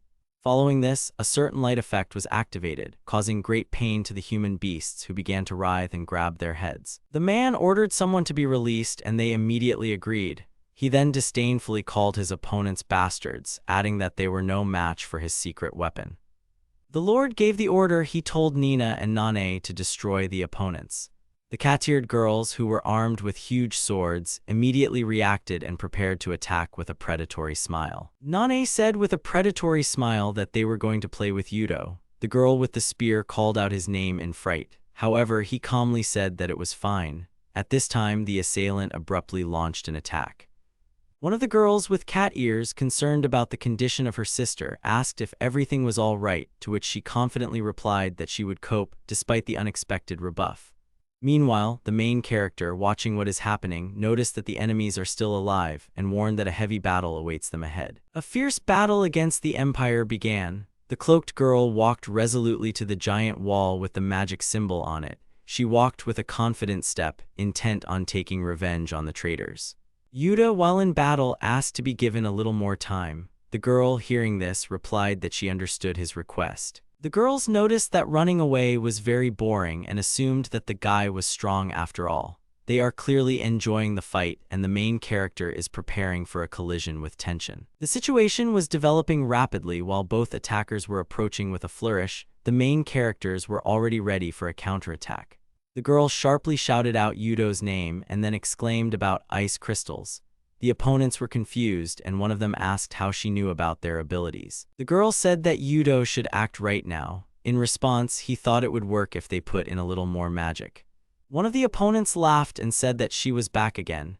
Yudo, who reacted to her appearance, immediately threw a punch at her, showing that he was ready for her return. Yudo's opponent confessed with a hungry grin that he looked much more appetizing than the other dragon.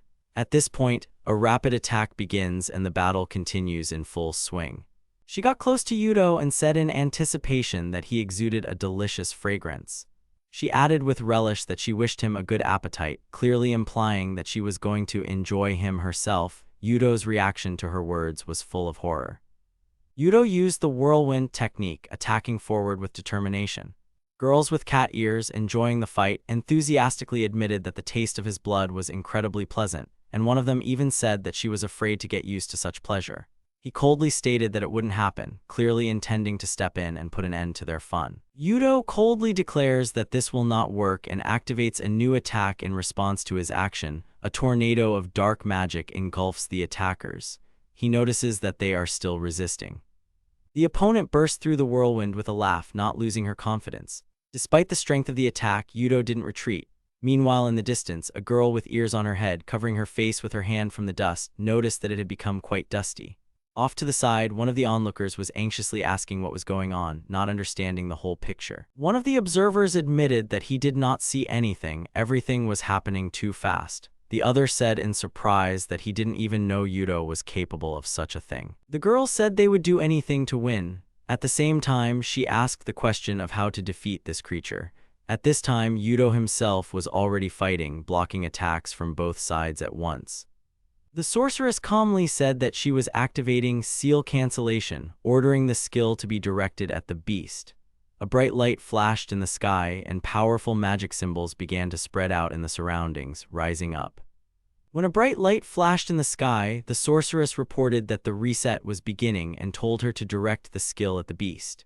The opponents did not understand what was going on. One of them asked in surprise what it was, and the other cried out that she did not understand what was happening. One of the fighters was surprised to see that the enemy was getting stronger, and another suggested that the enemies, on the contrary, began to weaken. The guy watching what was happening said that now they can be killed. Hearing this, one of the girls gave a startled cry. One of the fighters indignantly asked Urusa what she was doing. Someone in the group called her name worriedly. Meanwhile, one of the allies reminded them that they were facing enemies, because if it weren't for them, they wouldn't be here at all. The boy watched Yudo's actions and said his name in confusion. He couldn't understand why the man always had his own way and broke all the rules. They told him that he was always ruining things, always causing trouble.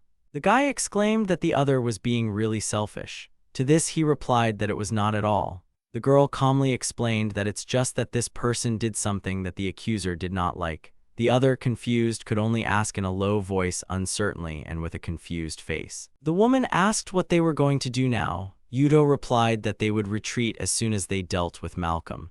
Another character, hearing this, said that everything is clear. She said it was all settled then. One of the people present shouted at everyone to shut up.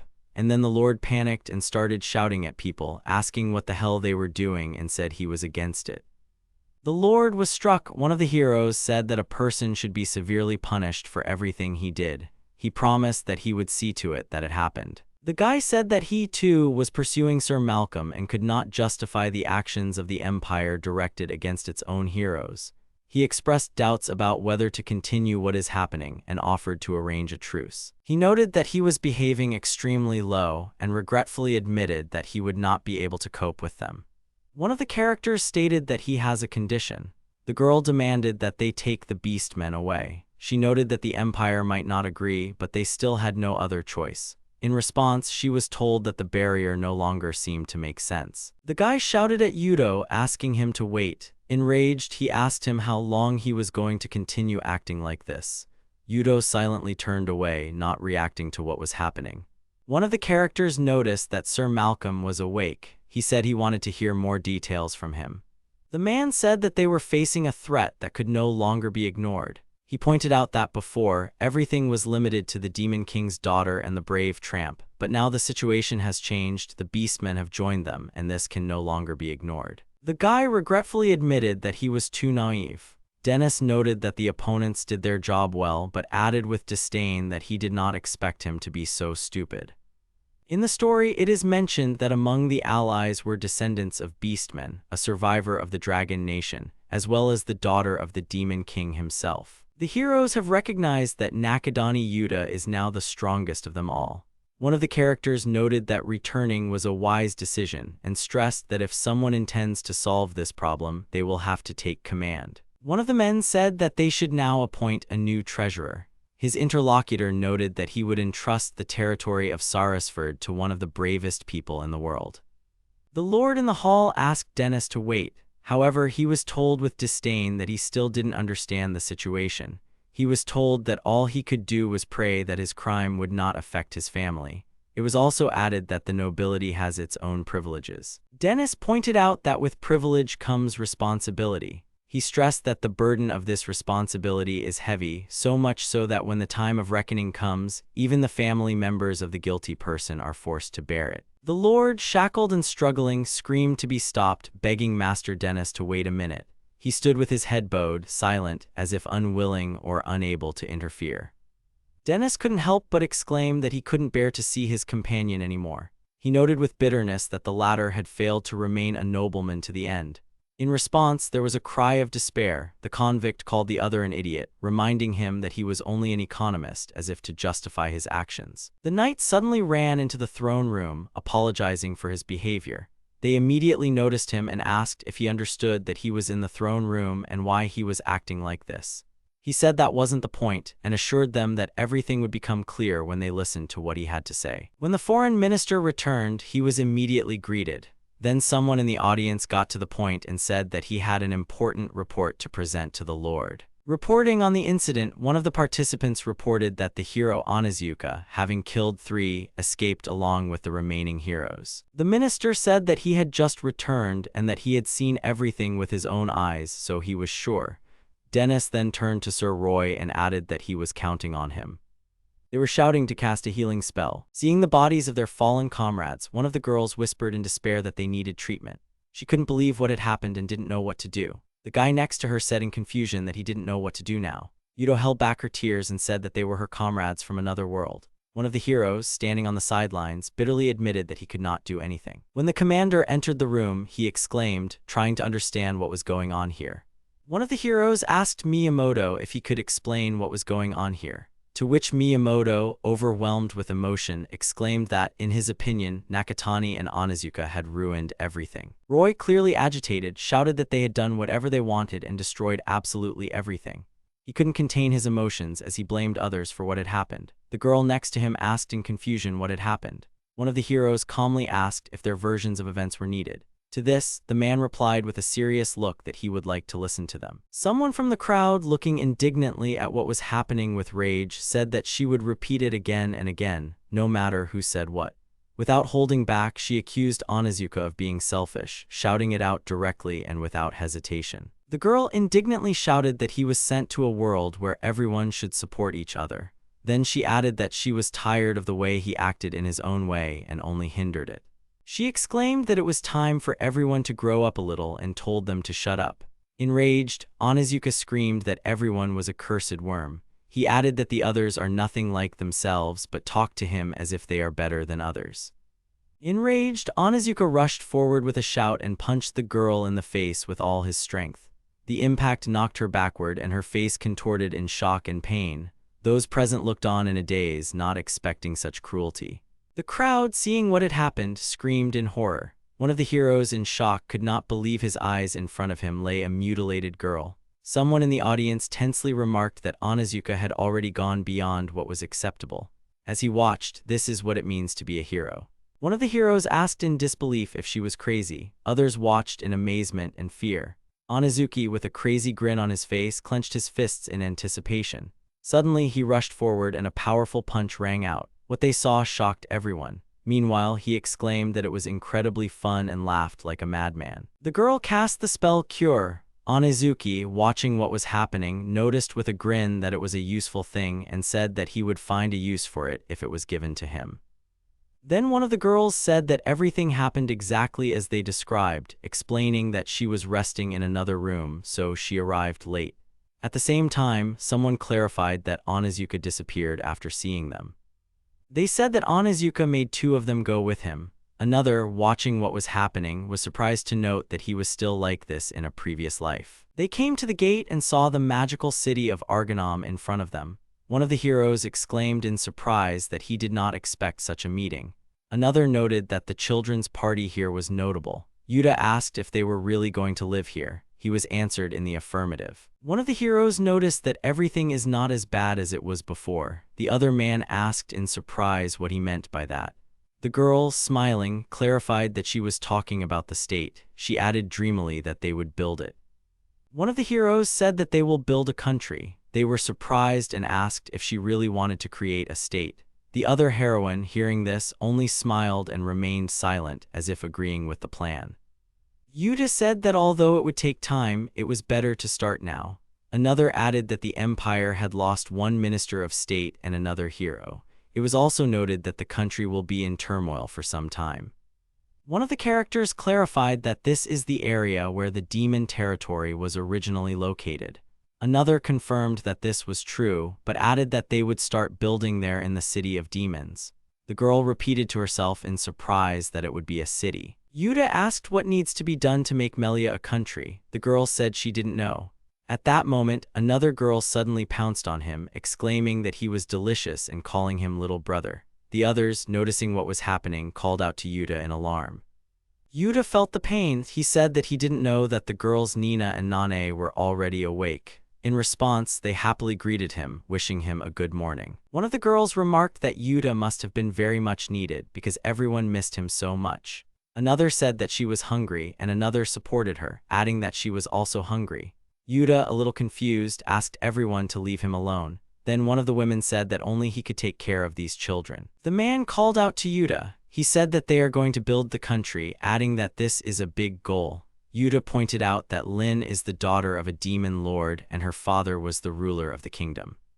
Yuta said that he has a hunch that he feels that Nina and Nane share the same blood. To this, one of the girls asked in surprise why he thinks so. When asked why he felt that way, Yuta said he just felt it. He said he had an intuition. The man confirmed that this was true and explained that their people were not like demons or dragons. He said that they are a small people who have lived here for a long time. Previously, there was a special group among the beastmen that was noticeably different from the normal species. The man explained that now all those who remained were gathered here. He added that those others also occupy an important place. In his opinion, they must be the most special ones. Another person asked in surprise if they were really special. He said that his predecessor was a very good person, domineering but sometimes sensitive. He confessed to following her. After that, he added that then only they remained. Yuta asked how much the creation of a nation means to the interlocutor. He admitted that this was indeed the case but did not give a definite answer. Then Yuta noticed that he wasn't on the same side as Lin. He pointed out that if Melia ultimately wanted to be independent, there was nothing wrong with that. He added that since they were commanded by the strongest hero, she still had nothing to worry about. In response to this, Melia simply agreed in the affirmative. After the report was completed, the audience was informed that this was all. One of the participants thanked Sir Roy for his report, and he replied in the affirmative. The king admitted that he had again made a mistake and added with regret that he should have left the management of the heroes in the hands of the audience. The king said they could handle it on their own. Dennis respectfully confirmed that everything would be done as ordered. The king said that now only the renegade heroes were left. Sovietinik said that the only people who should be dealt with immediately are Nakadani, Onizuka, and his companions Suzuhara and Wajima. He noted that the country is large, so it will be difficult to track them. At the same time, he assured the king that he had nothing to worry about. Sir Roy reported that they had already found the trail of Onizuki and his companions. The king, hearing this, reacted with approval and instructed Roy to capture Onizuka and his 3 companions, and if the opportunity presented itself, destroy them. Those present expressed surprise at what they heard. The king ordered Zeke to be taken with him. Hearing this, the other party was surprised and exclaimed. He clarified that Zeke is the commander, and if he goes, the Imperial Guard will be left without a commander. The king asked who else could stop Onizuka. Dennis noticed that even Commander Zeke would have a hard time dealing with 3 brave men at that time, or suggested that his heroes could join the attack. The minister said that he assigns the command of the Black Wolf Army. He was confident that the opponents would not be able to withstand the strongest military force under his leadership. One of those present asked in surprise about the Black Wolf. The king told Wally that he was confident in his understanding of his role, emphasizing that his task was to negotiate with the renegade hero Nakastani. They discussed that the next step was to send an army. One of the interviewees expressed doubts whether their side would be able to win even with such a force, because against them were the strongest of the brave, the daughter of the Mad King and the survivor of the Dragon Nation. He added that the Beastmen had also joined them. The minister said that they needed to conclude a truce now, at least until the issue with Onizuka was resolved. The king agreed, noting that he was right. The king said that he still didn't understand why they would summon heroes. He noted that even if this is done in order to meet people's expectations, it will only create more problems. He also added that this violates the balance. Someone asked what the prime minister wanted. One of them asked if it was a dungeon, and the other doubtfully suggested that it was again connected with Nakatani. He added that he doesn't want it anymore. Meanwhile, the man thanked the assembled heroes for coming. After that, Dennis turned to them and said that this time he wanted to make them an offer. The Prime Minister said that this time he invites the heroes to take part in the parade in the capital.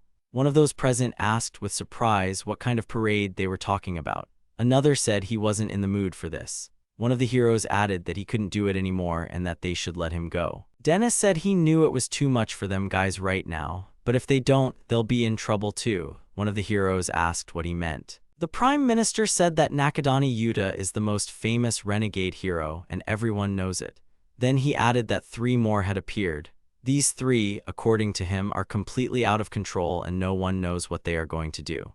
He stated that for ordinary people, there is no difference between heroes and renegades. Hearing this, the girl asked again, so he means that they need to prove to people that they are the only legitimate heroes, to which the Prime Minister confirmed her conclusion with a grin. The Prime Minister warned that if the renegades caused a stir before the truth was known, the reputation of the heroes would inevitably suffer. He stressed that they should understand this. One of the heroes heard this and swore in annoyance. The guy, indignantly justifying himself, said that the renegades do as they please, without a plan and order. Dennis put his hand on the knight's shoulder and confidently declared that he was capable of making a difference. He then addressed him by his first name and emphasized Hiro Miyamoto. Dennis admitted that for a long time he missed the chance to show them at their best. Now he says he is not ashamed to introduce their team to others, no matter where they go. The Prime Minister, addressing Miyamoto Naoki, remarked that he is the only one who can cope with the task. He stressed that the large number of heroes is just a joyful misunderstanding caused by the trust of the people. However, even in such a situation, according to him, misunderstandings are not excluded. The Prime Minister, observing what is happening, noted that it is at such moments that the charisma of a real hero like Miyamoto is manifested.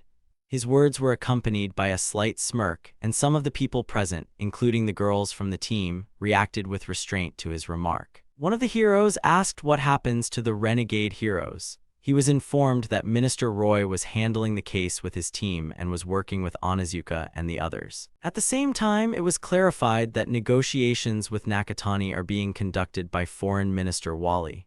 Someone pointed out that we are talking about negotiations, realizing what this can lead to. Minachi turned to Akana and asked if Nakatani would be back. Then she asked Minachi if they should go to his house together. Now the main character was thinking about what was happening.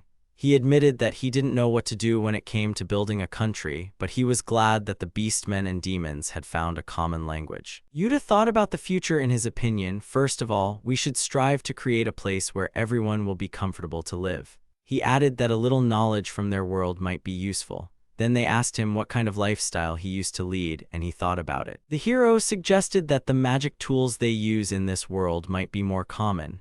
His interlocutor asked again, specifying what exactly it was about. He explained that yes, we are talking about things that are created with the help of magic and skills, and at the same time accessible to anyone. Yuta gave an example. There are tools that allow you to move logs. Thanks to these tools, even such a girl can carry a heavy tree. That was their world. He said it was wonderful to see children using magic tools to carry heavy logs with ease. One of the characters wondered if using magic tools made individual skills less relevant. The character reflected on his past world, admitting that it was difficult for him to imagine the existence of such strong personalities there. He noted that even though there were magic tools, there were still plenty of means to compete. When the girl asked if the heroes made tools in their world, the young man replied that probably not. The character quipped that being special is more fun because it's the tools that break down this disparity. One of the characters reasoned that even if the characters actually made tools, it would take some time. The hero suggested that perhaps he could create tools suitable for everyday life. The girl clarified whether he meant just everyday. Then he explained that, for example, washing clothes in this world is done manually or using magic. One of the girls remarked that it would be easier if all these actions could be performed automatically, and asked in surprise if he could really do this. The hero thought about the convenience and noted that the very idea of a washing machine could well be reproduced with the help of magic. He added that other household appliances could be created in a similar way. The girl anxiously reported that something was approaching. The other, noticing this, called out to her brother. Meanwhile, the hero was thinking that the problem was to get magic stones and money to make something. He admitted to himself that he couldn't fight like this and thought that he should prepare for the worst. When the stranger approached, one of the heroes asked who he was. He introduced himself as the Minister of Foreign Affairs of the Holy Empire of Valencia and gave his name as Wali Samuel. Foreign Minister Wali Samuel explained that he had arrived for talks with Hero Nakadani. One of the participants of the meeting immediately asked what his conditions were. Negotiations with the minister continued. One of the participants expressed concern about a possible clash with the empire. Wali Samuel assured the audience that they should not worry. If their side had hostile intentions, they would not have come in such a modest composition. The girl assured her brother that the man was telling the truth. Wali Samuel smiled slightly and offered to listen to what he had to say. The man said that first of all he would like to share important information with the audience. He reported that the hero Onizuka had joined the ranks of the wandering heroes. Yuta asked in surprise if the man really said that they didn't know the whole truth yet, and promised to try to explain everything. The other person asked if they knew where Onizuka and the others were. The old man confidently replied that of course he knew, since Roy was one of the best minds in the empire watching them. One of the heroines noticed that this is not all. Hearing this, another participant in the conversation wondered in surprise what exactly was wrong. The young man who was watching the conversation confirmed the truth of the words, saying that everything was true. He cautiously noted that the way this was said sounded very ambiguous. The girl chuckled and remarked that even if they found out where the enemies were, it still wouldn't help them win. The old man sitting across from her calmly confirmed her words, saying that this was indeed the case. One of the participants explained that they were here precisely to solve an existing problem. The girl assumed that they were trying to force Yuta and the others to fight. She was confirmed that this is the case. Then she said it looked like a trap. Yuta asked if it was free and they said no, it's a quid pro quo. Wali, with a serious expression, suggested a truce until they captured or defeated Onizuka. Someone else asked if it was really a quid pro quo. The character doubtfully noted that he wasn't sure, but at least there was a certain minimum to count on. The man promised that he would not tell the government about what he saw today. Another participant in the conversation noted that it is worth it. Yuta noted that the minister turns a blind eye to an independent country, but added that there are no guarantees. Wali acknowledged this, but pointed out that there is one important point in this story. The minister noted that local residents have a shortage of supplies. They told him that they would have to get the supplies somewhere first. Wali noted that the implementation of the plan will require a huge amount of resources. He then added that their side would take it upon itself. Yuta was surprised by what he heard. The minister said that at the current stage, these negotiations are the most important, and if they fail, the empire will perish. In response, another negotiator calmly agreed, saying that everything is clear. The girl added that the fate of the entire empire depends on their decision. One of the participants in the negotiations said that if the interlocutors are really serious, they can go after him right now. He further recalled that they had already lost 7 heroes because of Onizuki. Our interlocutors understand better than others how this can affect them. The girl, hearing this, asked perplexedly what he meant. Yuta noticed that he almost never encountered the death and resurrection of a person. Then he explained that they couldn't show their true strength right now. The minister added that the empire's forces are dispersed, and the heroes are too rebellious to be controlled. The minister noticed that they did not move despite their desire for revenge. He pointed out that they had more important things to do right now. The girl, hearing this, agreed and briefly replied that she understood everything. Wali offered to continue the conversation, adding that they didn't need any papers. The girl, watching his actions, thought that from the very beginning of the meeting, she already suspected everything. When he took out something, she asked if he had given her tea leaves. One of the negotiators, an elf with long hair, suddenly interrupts the conversation and with a slight smile says that the proposals do not suit him. These words cause surprise to everyone present, including the hero Yuta. The negotiators were startled when one of them suddenly realized that this was an elf. He noted that he thought they were long gone. To this, the elf, holding a cup of tea with a slight grin, confirmed that he really belongs to the race that was considered destroyed 400 years ago. This admission caused even more confusion. One of the heroes, not understanding what was going on, dumbfounded muttered that everything was getting more and more incomprehensible. One of the participants was surprised to see that the ghost race still survived. He wondered how long they'd managed to survive. The elf sitting across from him calmly noted that he was now a minister in a human-dominated empire. This is a shock to the others because it seemed impossible. However, the elf himself indifferently adds that in 100 years no one will care anymore. The surprised interviewee clenched his fingers and asked how the other participant was able to imitate them. Then he added that if it had looked like this from the very beginning, things could have gone much easier. The person he was addressing was sitting quietly with a cup in his hand, silently observing the situation. The elf, watching the hero's actions, noticed with a grin that he was not very artistic. Yuta, slightly confused, asked what he meant. The elf ignored the reaction and added that if he was going to impress, he should have done it more gracefully. After a short pause, he offered to sign a new contract, calling Yuta the greatest of heroes. The heroes arrived at the parade site. First, they showed how someone important got out of a luxury car. The armored soldiers began to clear the path. The crowd gathered around, waving flags with coats of arms. One of the participants, watching what is happening, noted that they arrived just in time for the parade of heroes is about to begin. One of the soldiers asked why Miyamoto's mood had turned sour. Another explained that it was probably because a lot of girls had suddenly disappeared. Miyamoto himself said it was all crap. He then added that these girls were originally supposed to be part of his harem. At some point, one of the characters recognizes Yuta and exclaims to himself in surprise that it is he who is standing in front of him. Yuta turns to the group of people with a small smile and causes them to look relieved, surprise and joy visible on their faces. Yuta noted that he continued to be surprised. He admitted that Melia was right because now they really had more allies. The elf minister standing on Yuta's side confirmed that they have support even in the heart of the empire. Moreover, the allies provided both material and financial assistance. As the characters reflected on the challenges ahead, Melia noticed that there was still a lot of work to be done, despite the agreements and support that had been reached. Another confirmed with confidence that everything is exactly so. Yuta pointed out that Onizuka and the others should probably do something about it, but apparently there's something wrong with it. One of the characters noticed the approaching strangers and asked Yuta in surprise who these people were. Judging by the expressions on their faces, their appearance aroused alarm and suspicion. Yuta, seeing the girls arrive on horseback, was shocked and couldn't understand why they were here. He recognized one of them as Sashiro's and wondered why they were there.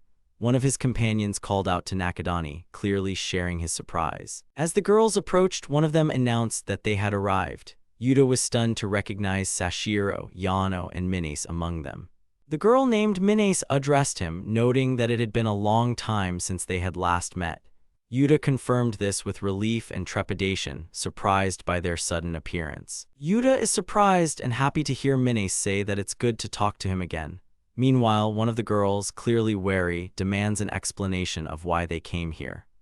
Suddenly, Nina and Nane rushed to Yuta with a hug, catching him off guard.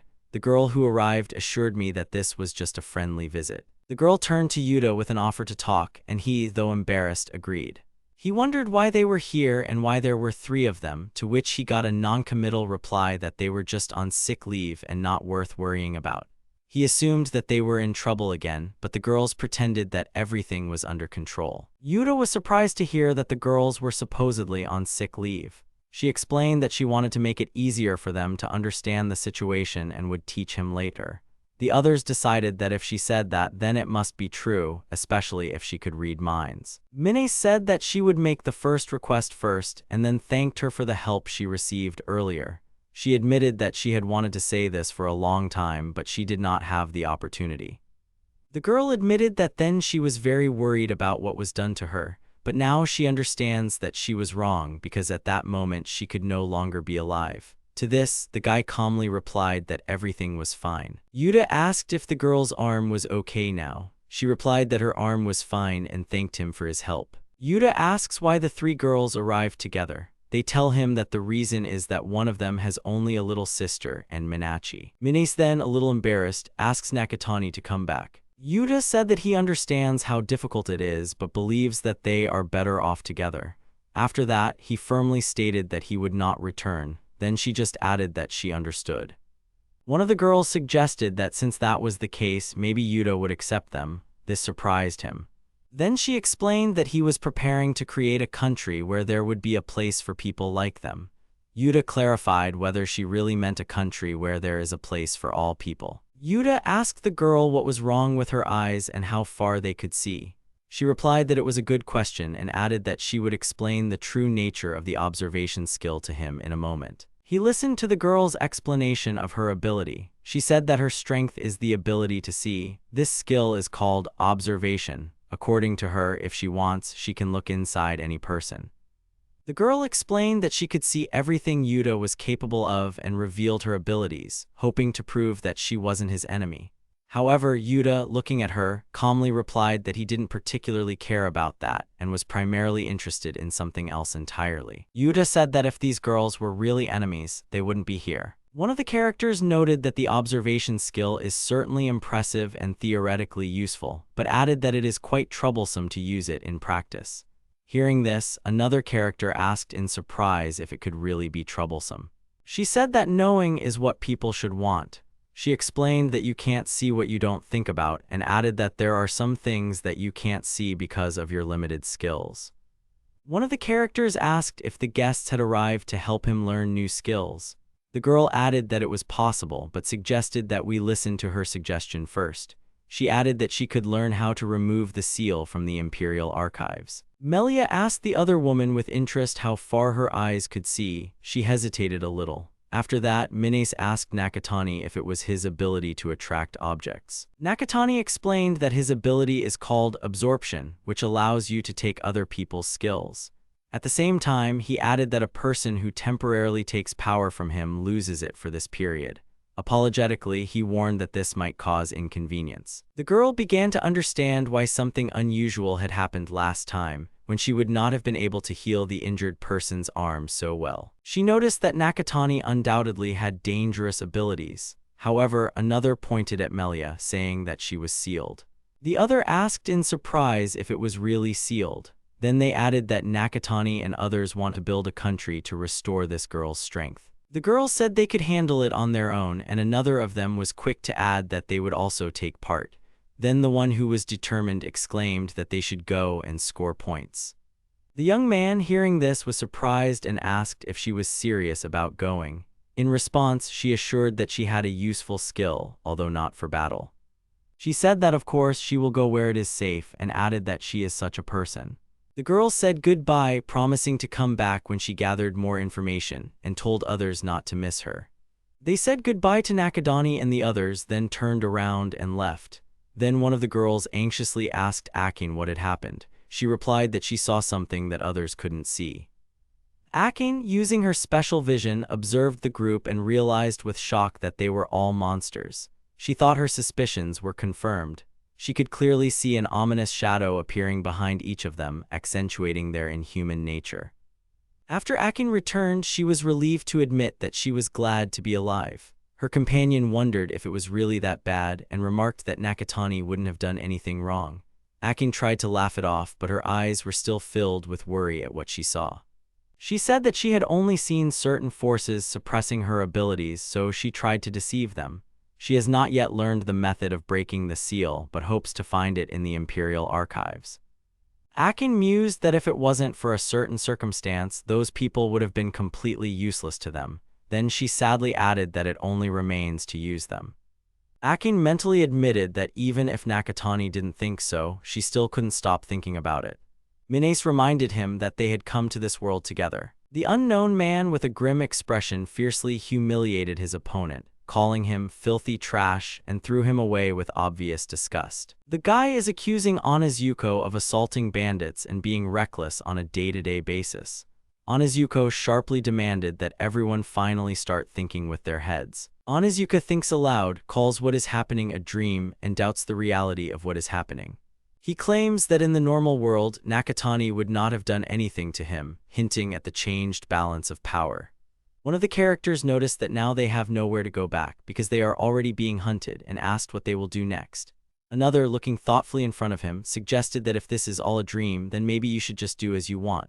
At that moment, one of the girls screamed in fright, asking them to stop, as if trying to prevent something terrible from happening. One of the heroes said that they are capable of taking lives. Another was surprised that Onizuka hadn't tried using his gift yet and asked if he was deliberately avoiding it. Onizuka reminded the others that they were being hunted by the Empire and the heroes. He said that if they became stronger, no one would be able to harm them. Onizuka said that they needed to become strong. He stressed that there is no turning back. One of the heroes wondered what to expect next. The main character noted to himself with irony that this was a surprise. He had expected to be watched closely, and he was right. The attention to him never wavered. Yuta remarked that it might be strange to walk around in this suit. The elf replied that it would be wrong to talk in imperial garb. Meanwhile, another character pointed out that despite their short stay, they had already achieved a lot. One of the heroes pointed out that, despite the long road ahead with the arrival of supplies in the city, development will begin. One of the characters added that he thought the other had better things to do. At this time, the elf was thinking that the next goal is to defeat Onizuka, because the heroes will soon make their move. The elf said that all heroes oppose the Trinity. He noticed that Onizuka was getting stronger and expressed doubts about whether the others would be able to match him. Then he added that, in his opinion, the situation is getting more serious. He admitted that he was no longer young but still addressed Nakatani with respect. He added that even the strongest of the heroes will not be easy to deal with it. The guys noticed that they walk every day, which the other agreed to, adding that it probably helps to get stronger. Another complained that it was crazy. Onizuka then glared at them angrily and said that next time he would just stand still. The characters were still walking through the forest when one of them, with a sly grin, noticed something ahead. The others noticed the strange building and asked in surprise what it was. One of the characters noticed that there were too many men gathered outside the building. When he suggested that they go ahead, his companion asked him in alarm what he meant by that. The group approached the building and one of them asked what they wanted from them. To this, the locals, grinning, replied that the strangers had signed their own death warrant as soon as they crossed the threshold, and added that in any case they would not leave. They said they were hoping for an easy death as they prepared for the upcoming battle with a numerically superior opponent. They mockingly reminded them that the last time had ended in blood and declared that they would kill them again. One of them added that the others should be grateful that he is the one who will do it. However, in the next moment, several enemies were instantly destroyed, and the main attacker asked in confusion what was going on. They continued to advance, but one of them calmly stated that he didn't care if it was a disgrace in front of the others. However, at the same time, the enemy was killed, which caused shock to the others. The tension increased, and two of the survivors grappled with each other in rage and fear. They saw Onizuka declare that he would go first, then call for the others to follow. He added that from now on, this place will be their home. One of the guys asked in surprise if he was really serious. Onizuka cursed in annoyance when he saw what was happening, noticing that they couldn't even get anything out of these weaklings anymore. The others watched in surprise and dismay for his reaction. The guy noticed an unusual crystal room and wondered how they could build something like this. One of the companions suggested that it might be a goblin lair or something. Onizuka told everyone to follow him, pointing out the direction, saying that this was where they needed to go. When the heroes entered the hall, they were met by a demon-like leader who said that they were the ones who were the most noisy guests. He added with a grin that the people in front of him were funny and suggested that they stay if they wanted to. Onizuka suddenly attacked the leader, rapidly closing the distance. After that, the mysterious figure in the hood addressed everyone present, suggesting that they make a choice. Either they accept her as the leader or decide their fate differently. The character made it clear that everyone present must make a choice, either accept the new conditions or die. He stressed that anyone who dares to challenge will face death. A parade is taking place in the city. The heroines walked around the city and discussed the items on display. One of them noticed a hat that looked like her own, and the other noticed her sword. They were surprised that they were barely allowed out of the palace before, but now they were suddenly allowed to go to the capital as if it was part of some activity. The heroine noticed that the further development of events becomes quite predictable. One of the participants of the meeting expressed his joy that everyone had gathered. In response, another participant asked the Prime Minister if he planned to send them to the parade again and advised them to take care of enough people in advance. Dennis said that the debut took place in the capital, and now they want the whole country to know about the exploits of the heroes. In response, another interviewee questioned the existence of these feats. Then the representative of the authorities clarified that the country is large and each region has its own lords who should work together. One member of the council said that the country still has poorly managed land. As an example, he cited forests such as Angir, where, according to him, robbers are operating. Those present added that these forests interfere with trade between the regions, and the population of the empire expresses dissatisfaction with the situation. Roy said he understood and asked if they wanted the bandits exterminated. To this, the Prime Minister replied that, simply put, yes. He then added that in fact, they had already received a message that a huge group had left the forest. Ziggy Blood introduced himself to the heroes, saying that he commanded an army and expressed joy at meeting them.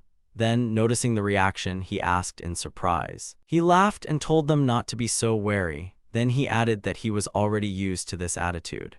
Ziggy said that this time they are dealing with a renegade hero and admitted that he is certainly strong. However, another character hastened to reassure the audience, specifying that it is not about him. He added that Onizuka is already engaged in the destruction of enemies. One of those present ironically remarked that he was afraid. They said that Onizuka seems to have become the new leader of the criminals and is actively recruiting people. Even without it, the groups were numerous, and when combined, their strength can reach thousands of people. All this, in their opinion, can already be considered preparation for war. One of the girls turned to Akana in surprise. Ziggy had bluntly stated that he wanted them to go to war. He said that the Black Wolf Army and heroes will participate in this mission. At the same time, one of the heroes said that Onizuka will have enough of their forces and other allies do not need to be called.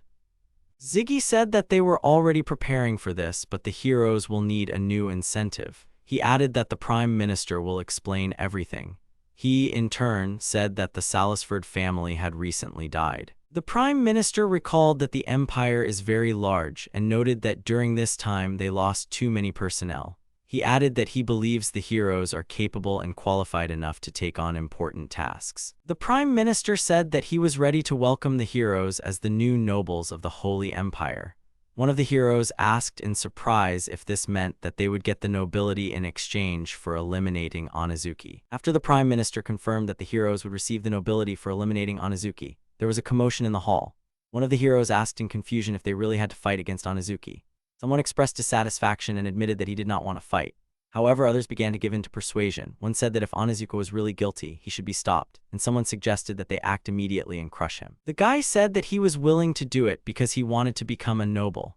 One of the girls asked in surprise if he was really going to kill a man for the sake of the nobility. Another remarked that it is only necessary to look back at the world in which they live to understand this quite naturally. One of the characters said that if they want to become a noble, they need to find Onizuka.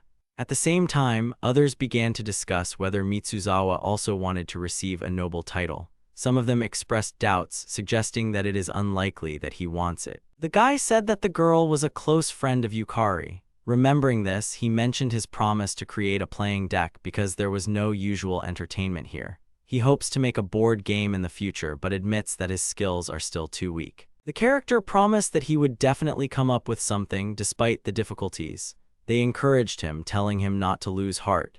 After the training session, he thanked me for my help. Then, a training battle scene begins where the participants enthusiastically train. Ziggy remarked with a good-natured smile how wonderful it was to be young. He offered the other a cigarette, but the other man stiffly declined, saying he was on duty. The guy noticed thoughtfully that most people's efforts still couldn't compare to their innate talent. The girls nearby listened warily, while one of them noted with a grin that the others weren't up to the real gift. Yuta admitted that he still does not understand what his interlocutors are capable of. The girls with cat ears asked with interest if he wanted to study them. One of them reacted with surprise to this question, but the girls leaned forward and said with a smile that they were ready at any moment. It was explained to him that the girls' strength lies in their physical fitness and agility. He was surprised that such speed in battle was possible only through training. The man said it was a kind of skill without a skill. He cautiously added that he had no idea what would happen if the takeover was used. Yuta was surprised that he couldn't even guess. He explained that their skill is based on sharing feelings with each other, and if one of them loses the ability, then the second one will suffer. The guy thought about it, calling this feature a unique skill. The girl noted with interest that this is a powerful ability for well-coordinated couples. The white-haired man evasively replied that he didn't quite agree but suggested not to discuss it. Instead, he extended his hand and offered to use his skill. The two girls watching from a distance became interested and wondered what kind of ability Gray had. Gray attacked forcefully using an ability called Claw Strike. He noted that this technique increases damage by adding claws. Yuta guessed that such a skill should fit well with his own abilities. The youth confirmed that the strength was indeed increasing. The girl explained that if you combine the claw strike with other skills, both the attack and the additional ability are enhanced. Gray advised using the force wisely. In the next second, Yuta activated the absorption ability, slamming down hard on the opponent, causing him to react with pain. The guy noticed that this is the same skill. He explained that the claw strike has excellent attacking potential. He also added that when used in a protective form, the entire body is covered with spikes. Then he activated the ability and the cloaked man staggered under its influence. The guy calmly said that everything was clear to him now. One of the participants explained that when combined with different skills, unique effects occur. When combined with the wind god, the strike becomes a ranged attack. Miner's healing skill extends its range. With the transfer of things, the maximum weight increases and dragon techniques become more long-range. The girl added with interest that something new will happen with each skill. Melia said she should have tried out the claw strike earlier. Then he wanted to add something but hesitated. Meanwhile, the cat-eared girls happily declared that they would now follow him because he was the strongest. Gray watched them, grinned, and called them an odd couple. The girl noticed that she didn't know how things were going in the human world, but in their world, many people would follow the guy because of his abilities. She added confidently that he would soon see for himself. The girl next to her smiled and confirmed her words with confidence. With a smile, he promised not to let down anyone's expectations. Melia assured him that everything would work out. The companions approached Onizuki worriedly and asked him what condition he was in. Onizuka, who was sitting in the middle of a pile of bodies, said that it couldn't be better. He shouted for everyone to move out. As he got up, he admitted that he was a little late and added that it was time to get even stronger. A group of warriors rushed forward and someone shouted loudly for victory. Ziggy turned to Roy. When he noticed this, he was surprised and asked what had happened. Ziggy said that he did not see the point in hasty actions, noting that there was no need to hurry. The other man didn't understand why he thought so and tried to object. Ziggy asked him to calm down. Ziggy reminded them that they were currently the most important battle group in the Empire. His companion agreed, noting that he couldn't argue with that. The warrior with the eye patch said with a grin that it was a good thing that the others didn't argue, because they were much easier to control than the heroes. He stiffened and clarified what he was getting at. The guy with the blindfold said that if the heroes kill each other, then it will not be anything terrible. He was indignant, reminding me that the difference in 1 hour will not change anything. After that, the warrior lazily leaned back on the cart, not hiding his indifference. One of the fighters reminded Roy with a grin that his reputation was well known. The guy lying in the cart calmly noticed that the arrived squad of heroes looked suspicious. His companion added that Roy's reaction was clearly agitated, which meant that he also felt something was wrong. Ziggy noticed with a smile that the strongest ones often arrived late. His interlocutor was surprised to ask where he got this information, to which he received a strange answer from the camel. The guy lying in the cart added that a short delay will not change anything because heroes are not weak.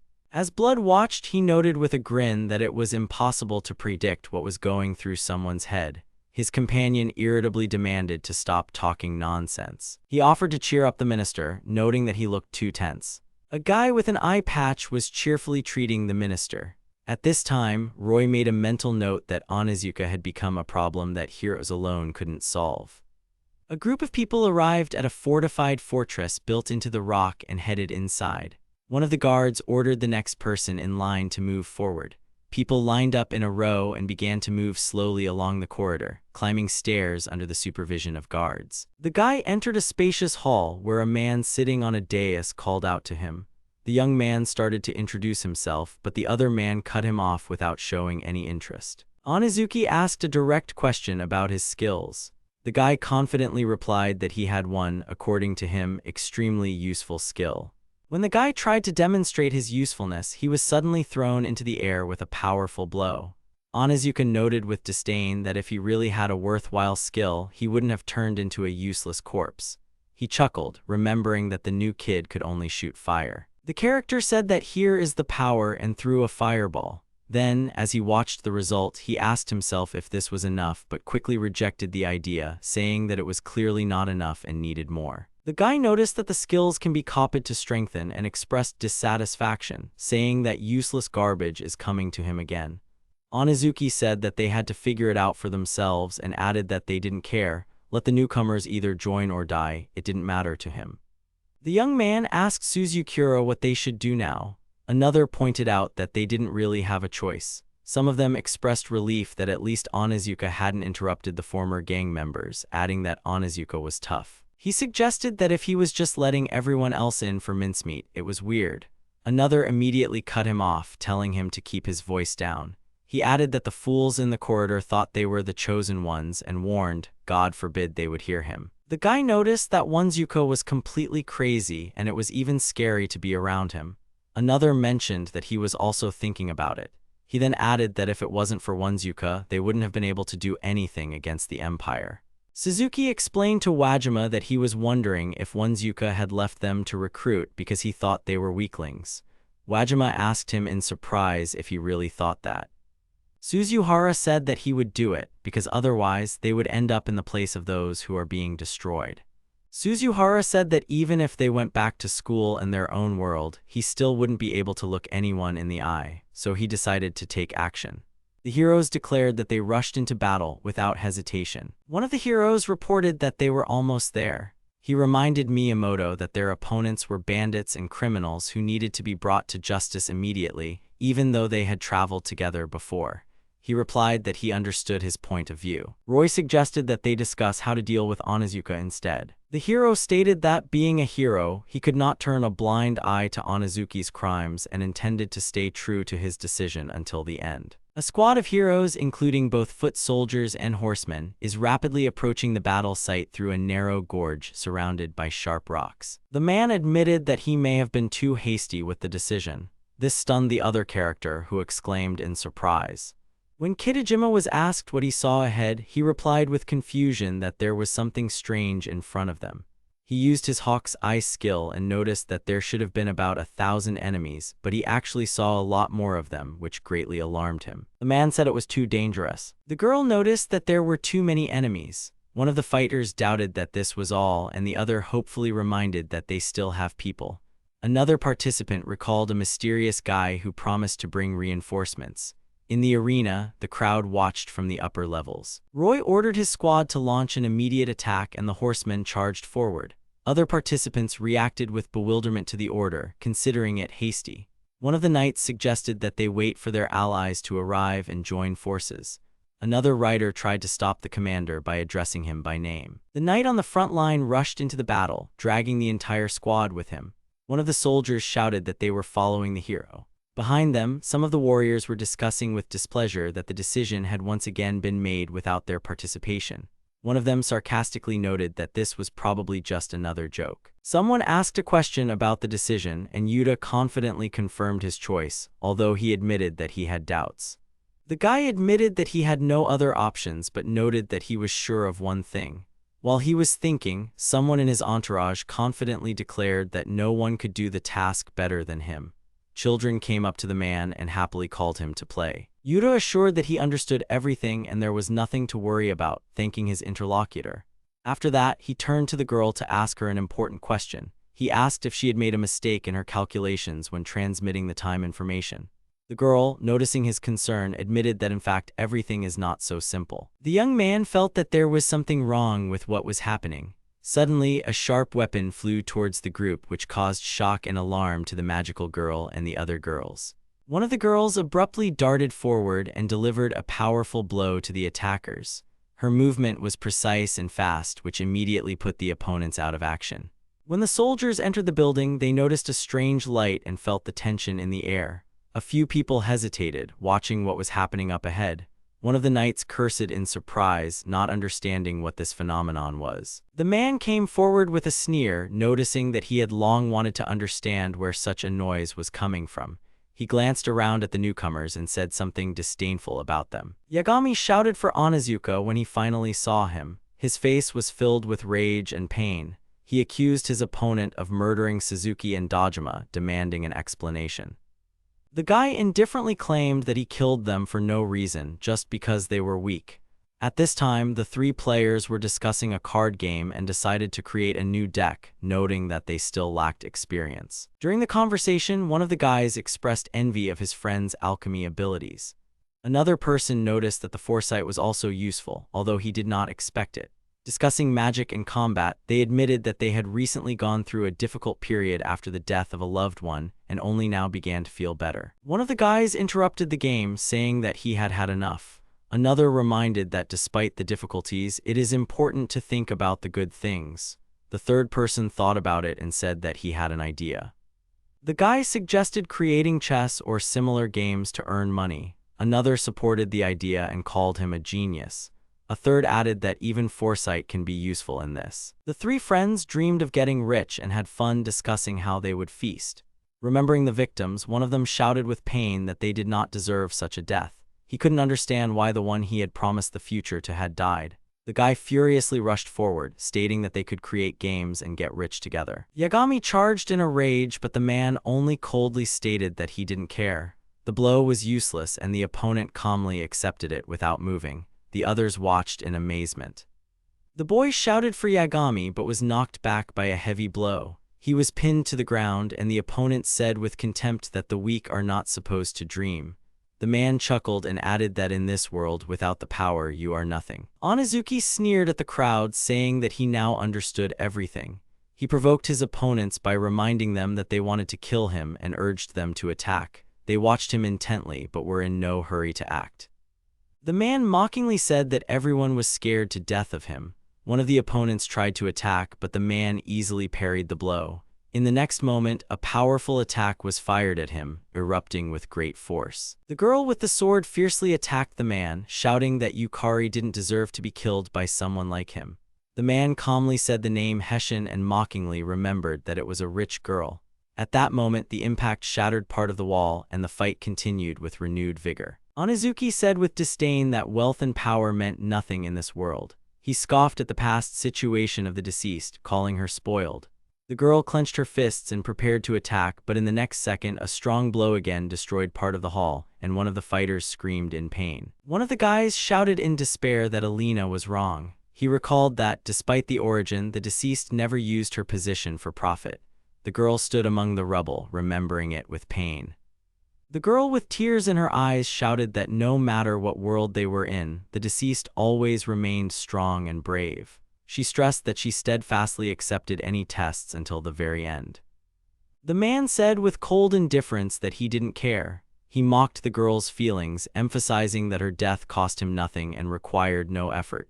Then, he charged with an aggressive expression on his face. Onizuki parried the blow, then shouted a challenge to everyone present. He called them bastards and demanded that they attack. Several fighters simultaneously attacked, striking from different directions. At that time, one of the girls, with surprise and pain in her voice, asked why they were doing this. She couldn't understand the motives behind what was happening and looked anxiously at the combatants. Two men were shouting as they charged from above, while one of the enemies was trying to explain something in a broken voice. One of the attackers shouted that they no longer had a choice and launched a powerful attack. One of the guys watched the fight in surprise, not believing in the strength of his comrades.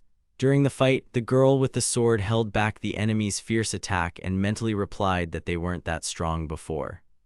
Suzuhara fought with determination, knowing that there was no turning back anymore. She chuckled and assumed that their fate was sealed from the start.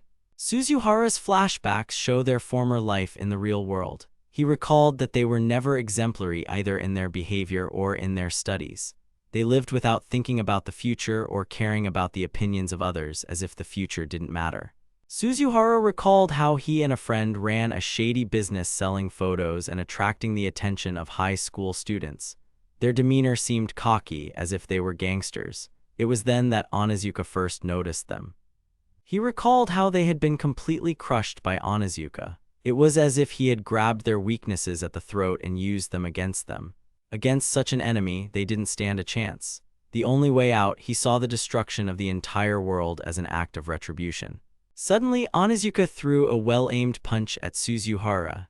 Everyone looked at him in horror, and one of his comrades screamed his name as he saw the body fall to the ground. The knight slowly stepped forward, looking at his opponent with cold determination. He noted that now he seems to need his intervention. As he got closer, he warned Onizuka that he shouldn't have overstepped his bounds. The armored warrior took a fighting stance and invited the opponent to repent. Onizuki stressed that he did not understand the true nature of this world and said that he was ready to teach him a lesson. The opponent reacted with mockery, not taking the words seriously. The opponent mockingly stated that the other party still didn't understand the true nature of this world. Onizuka mockingly stated that he was going to teach a lesson and show the true laws of this world. The man told Miyamoto that he should now understand that in this world, strength begets greatness and weakness leads to destruction. The hero abruptly burst into the scene, breaking through the wall with a run, and said that someone was damn right. He added that he should become a mentor. At this time, another character mockingly admitted that the interlocutor was right, calling him an insect. Onizuki asked mockingly if it was really a servant in front of him. He then asked if his opponent had received a boost to action from such a narcissistic guy. After that, he coolly advised them to attack as if their own lives were at stake. The main character screamed in panic, begging his comrades to come to the rescue and not let the enemy even take a step. However, they stood silently to the side, not moving.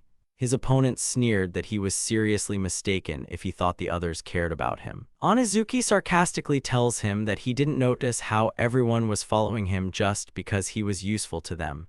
Even a loser like him was only needed for that reason. He holds the main character's sword in his face, dismissively declares that in their world perhaps everything has always been so useful and solve other people's problems.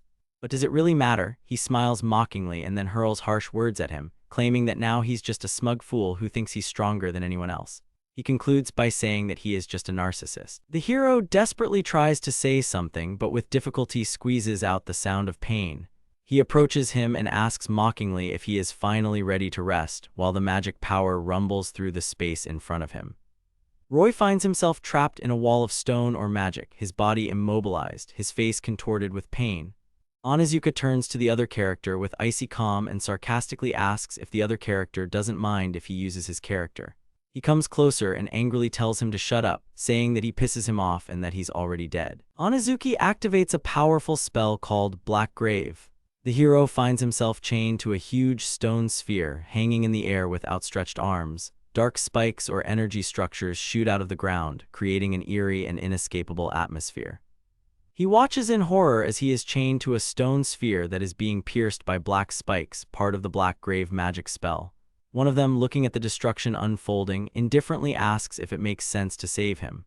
The second one answers with indifference that they say, conditionally classmates. Onizuki then notices the arrival of a new character, a dark-haired youth with a serious look. When he sees it, he is surprised and exclaims with intense enthusiasm that Nakatani has come. At this time, Melcia used magic, injuring the fighter. Her friends anxiously reminded Akana of her recent words as if they knew they were starting to come true. Yuta watched the situation and finally understood what was going on. He sharply stated that the allies would not help, which means that the outcome is obvious. When he tried to object, he was interrupted. Then the opponent said with cold confidence that he was going to kill him. Yuta asked if the opponent was going to fight with his back to the wall. He just grinned, saying that who knows. Onizuka then coldly added that maybe if he killed him, he would wake up from this dream. Onizuka admitted that it was all a dream. His companion was surprised to ask again. Then he added that this dream will definitely end, and it will end today. The enemy, overcome with determination, charged, shouting that it was time to end this. At this time, Yuta watched in silence and began to take out something, preparing to answer. Yuta repelled the attack and everyone was shocked. Onizuki wonders if he shot him. He said that this dream was a terrible nightmare and added that he did not agree with this fate. Then something terrifying begins to happen, and a horde of distorted, demonic faces and bodies rises from the darkness above his body. Nakatani watches in disbelief as something alive and monstrous begins to erupt from the man's body in a terrifying mess of faces, hands, and bodies. He screams in horror, not knowing what the fuck it is. The others are stunned as they watch the monster continue to grow and writhe. A creature that has partially assumed human form, merging with the monster, declares that the nightmare is not over yet. Enraged, it shouts at Nakatani that it's not finished yet and demands to continue. Yudo looks at the creepy, deformed creature fused with the disfigured body of the enemy. Melia warns him to be careful. Yudo freezes for a moment as he sees a creepy, crooked-toothed face bursting out of the monster's body. The next moment, the enemy makes a furious leap, unleashing a powerful attack that explodes the ground and throws the fighters back. The battle is rapidly moving into a chaotic and dangerous phase. He says that he is already rotting and the body is beginning to decompose right before our eyes. Nakatani watches this with cold calculation, knowing the enemy won't last long in this state. One of the allies says that the enemy will soon die anyway, his body is decomposing. The girl adds with a cold smile, he might die on his own, but Yudo can still finish him off. As Yudo prepares for action, several girls watch the situation from the sidelines. One of them is bored and remembers with annoyance that now it's their turn to be on duty. Another calls her sister to watch together. At this point, one of them says Yudo's name worriedly, noticing his determination and impending danger. Yudo coolly approaches the monster, who lets out high-pitched screams, calling its name. The creature is clearly experiencing fear or panic. Yudo, on the other hand, doesn't hesitate to unroll the magic scroll and activate a powerful technique, preparing to deliver the final blow. After activating the technique, a powerful explosion occurs, the ground shatters, and a cloud of debris rises around. After the explosion, the stone prison begins to crack. The girl with the straight bangs calmly watches what is happening and smiles as if everything is going according to plan. She approaches without a word and without hesitation finishes off the enemy lying down quickly, coolly, and with accuracy. The character is surprised to realize the difference in strength between him and Yudo, wondering how this is possible. After all, he himself has trained a lot. Meanwhile, Yudo doesn't hesitate to use the touch fire magic technique, directly attacking the monster. The opponent writhes in pain, and Yudo acts confidently and coolly. The girls are concerned after seeing the explosion and the battle, but one of them reassures the others, saying that Nakatani will be fine and he will be fine. The character uses a powerful technique called Black Grave to attack the enemy, who, despite all the blows, continues to live. Annoyed, he shouts out why he hasn't died yet, calling him a piece of shit. In response, the hero activates a new immortality technique. The monster hysterically demands that the hero finally die, shouting that he died. Meanwhile, observers are concerned. One of them wonders if Onizuka is becoming more dangerous. The hero conducts a powerful attack, knocking down the mutated enemy, who rushes at him in a rage. The strike shatters the ground and demonstrates overwhelming superiority in combat. The characters are watching what is happening. One of them worriedly notes that the opponent may have overdone the power absorption. Another person is surprised to notice that something is happening to them. They discuss that the enemy is not a real vessel and is not able to withstand the accumulated power. Because of this, his body began to collapse from the inside, and even intervention wouldn't save him. The characters discuss Yudo using his skill. The girl is happy, but she is quickly stopped. Meanwhile, the enemy writhes in pain from the effects of this skill. Yudo uses a special technique, causing a powerful explosion. One of the observers notes that this skill is really special.